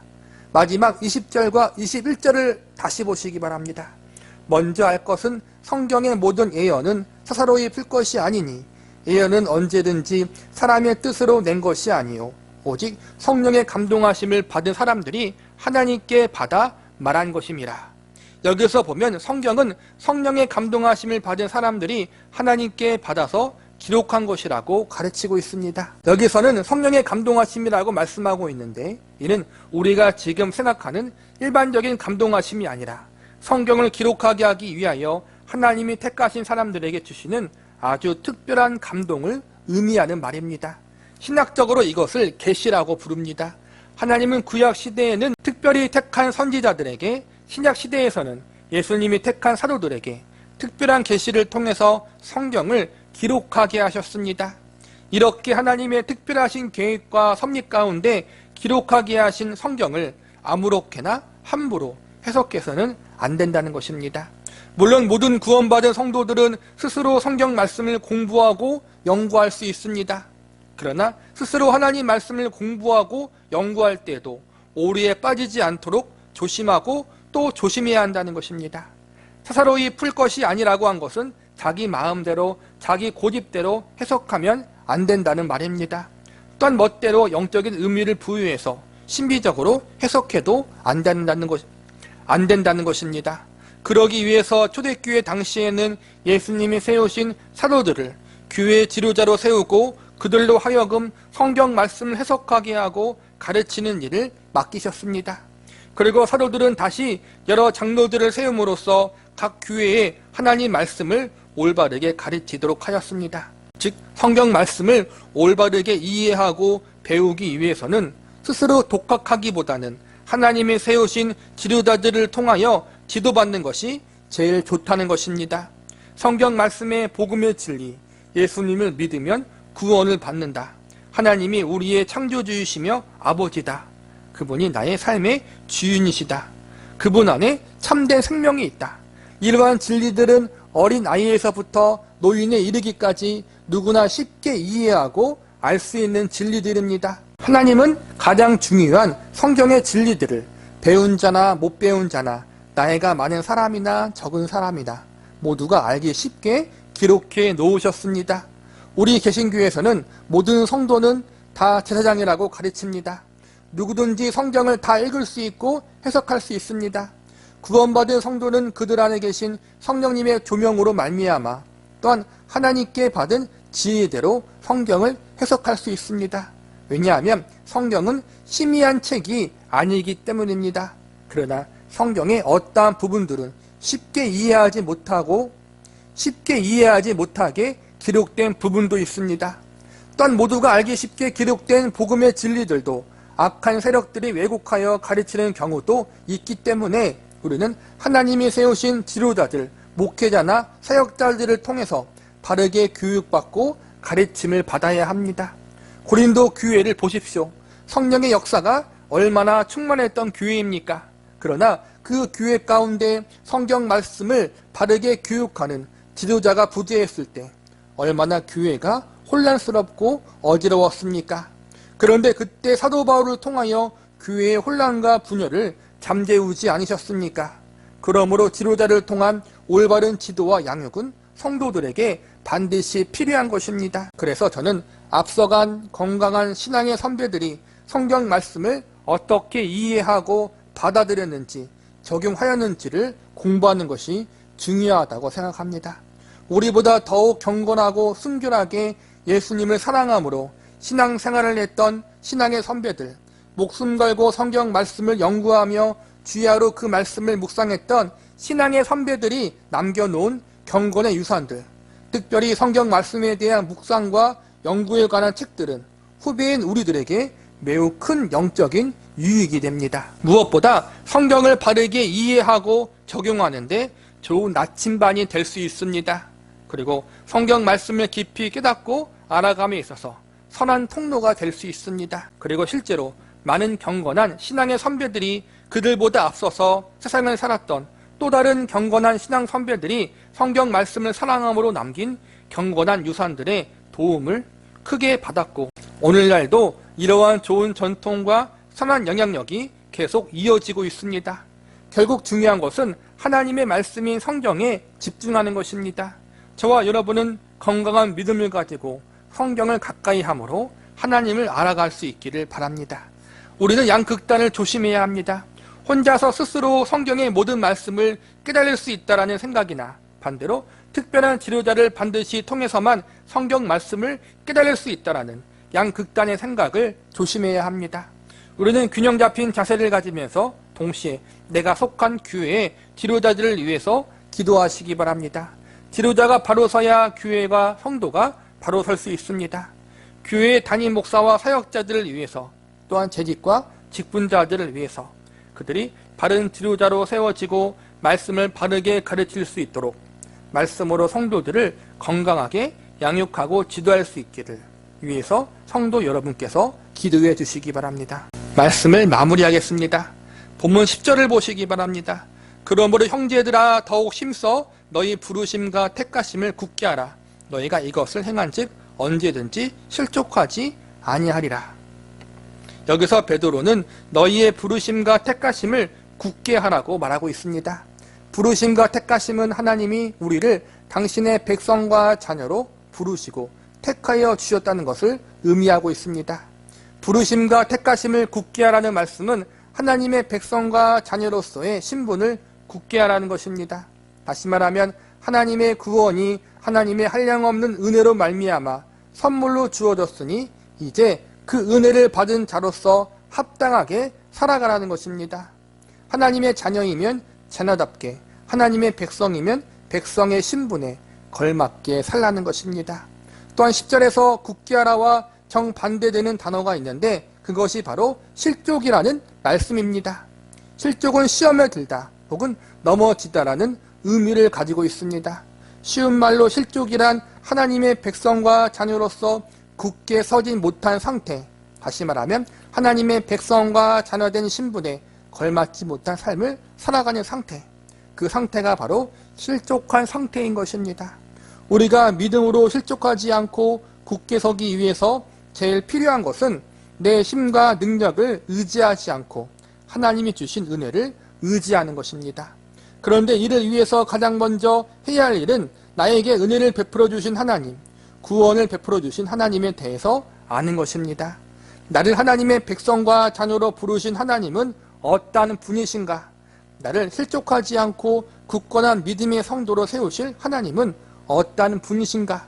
이러한 사실들을 알아야 한다는 것입니다. 그러기 위해서 우리는 하나님에 대해서 기록한 성경 말씀을 가까이 해야 합니다. 성경 말씀을 붙들어야 실족하지 않고 믿음으로 굳게 서는 성도들이 될 수 있는 것입니다.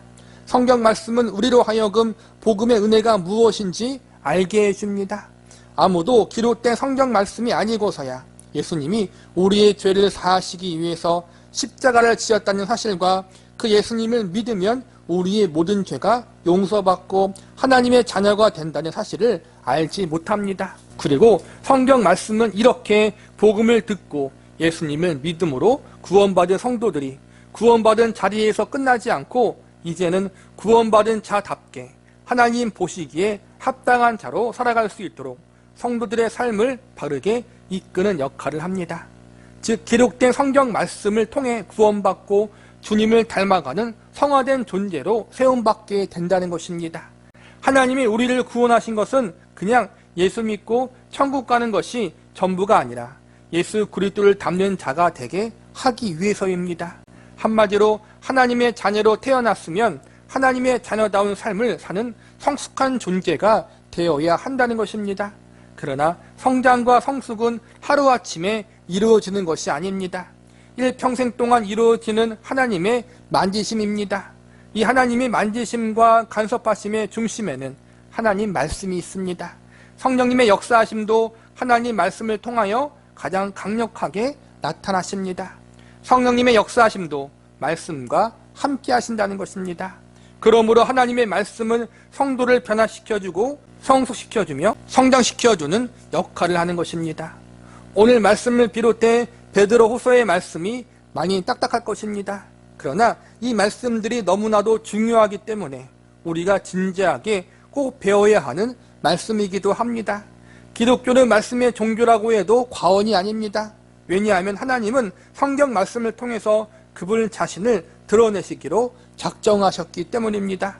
그래서 종교개혁자들은 기록된 말씀인 성경이 교회의 권위보다 크다고 가르쳤습니다. 교회가 성경의 권위보다 높은 자리에 있는 것이 아니라 성경의 권위 아래에 있다는 것입니다. 우리의 모든 신앙의 근거는 성경 말씀에 있고 신앙생활 역시 말씀을 통해서 해야 합니다. 그래서 성경 말씀을 대하는 태도를 배우는 것은 너무나도 중요한 것입니다. 우리가 건강한 신앙생활을 위해서 하나님을 바르게 알아가고 더욱 성숙한 성도로 세움받기 위해서 더욱 깊은 신앙의 자리에 가기 위해서 우리가 제일 먼저 해야 할 것은 성경 말씀의 권위를 인정하는 것입니다. 이 말씀을 우리들의 삶과 신앙의 기준으로 삼으시기 바랍니다. 그리고 이 말씀을 우리가 잘 이해하고 실천할 수 있도록 성령의 지혜와 분별력을 달라고 기도하시기 바랍니다. 그리고 하나님 말씀을 가르치고 지도하는 사역자들을 위해서, 지도자들을 위해서 기도해 주시기 바랍니다. 바른 가르침과 바른 지도를 할 수 있는 사역자로 세워지기를 중보 기도해 주시기 바랍니다. 기록된 성경 말씀을 통하여 우리 성김의 교회 성도들이 하나님을 더욱 깊이 알아가고 더욱 깊이 만날 수 있는 은혜가 있기를 바랍니다. 성경 말씀을 통하여 성령 하나님이 어떻게 우리들의 삶을 지도하시고 인도하시는지를 바르게 경험하고 체험할 수 있는 은혜가 있기를 소망합니다. 성경 말씀을 통하여 나를 구원하신 하나님이 동일한 성경 말씀을 통하여 어떻게 나를 변화시켜 주시고 주님을 닮아가는 온전한 믿음의 사람으로 세워나가시는지를 우리의 전 삶을 통해서 매일매일 경험하고 깨닫고 더욱 깊이 알아가는 은혜가 있기를 기도합니다.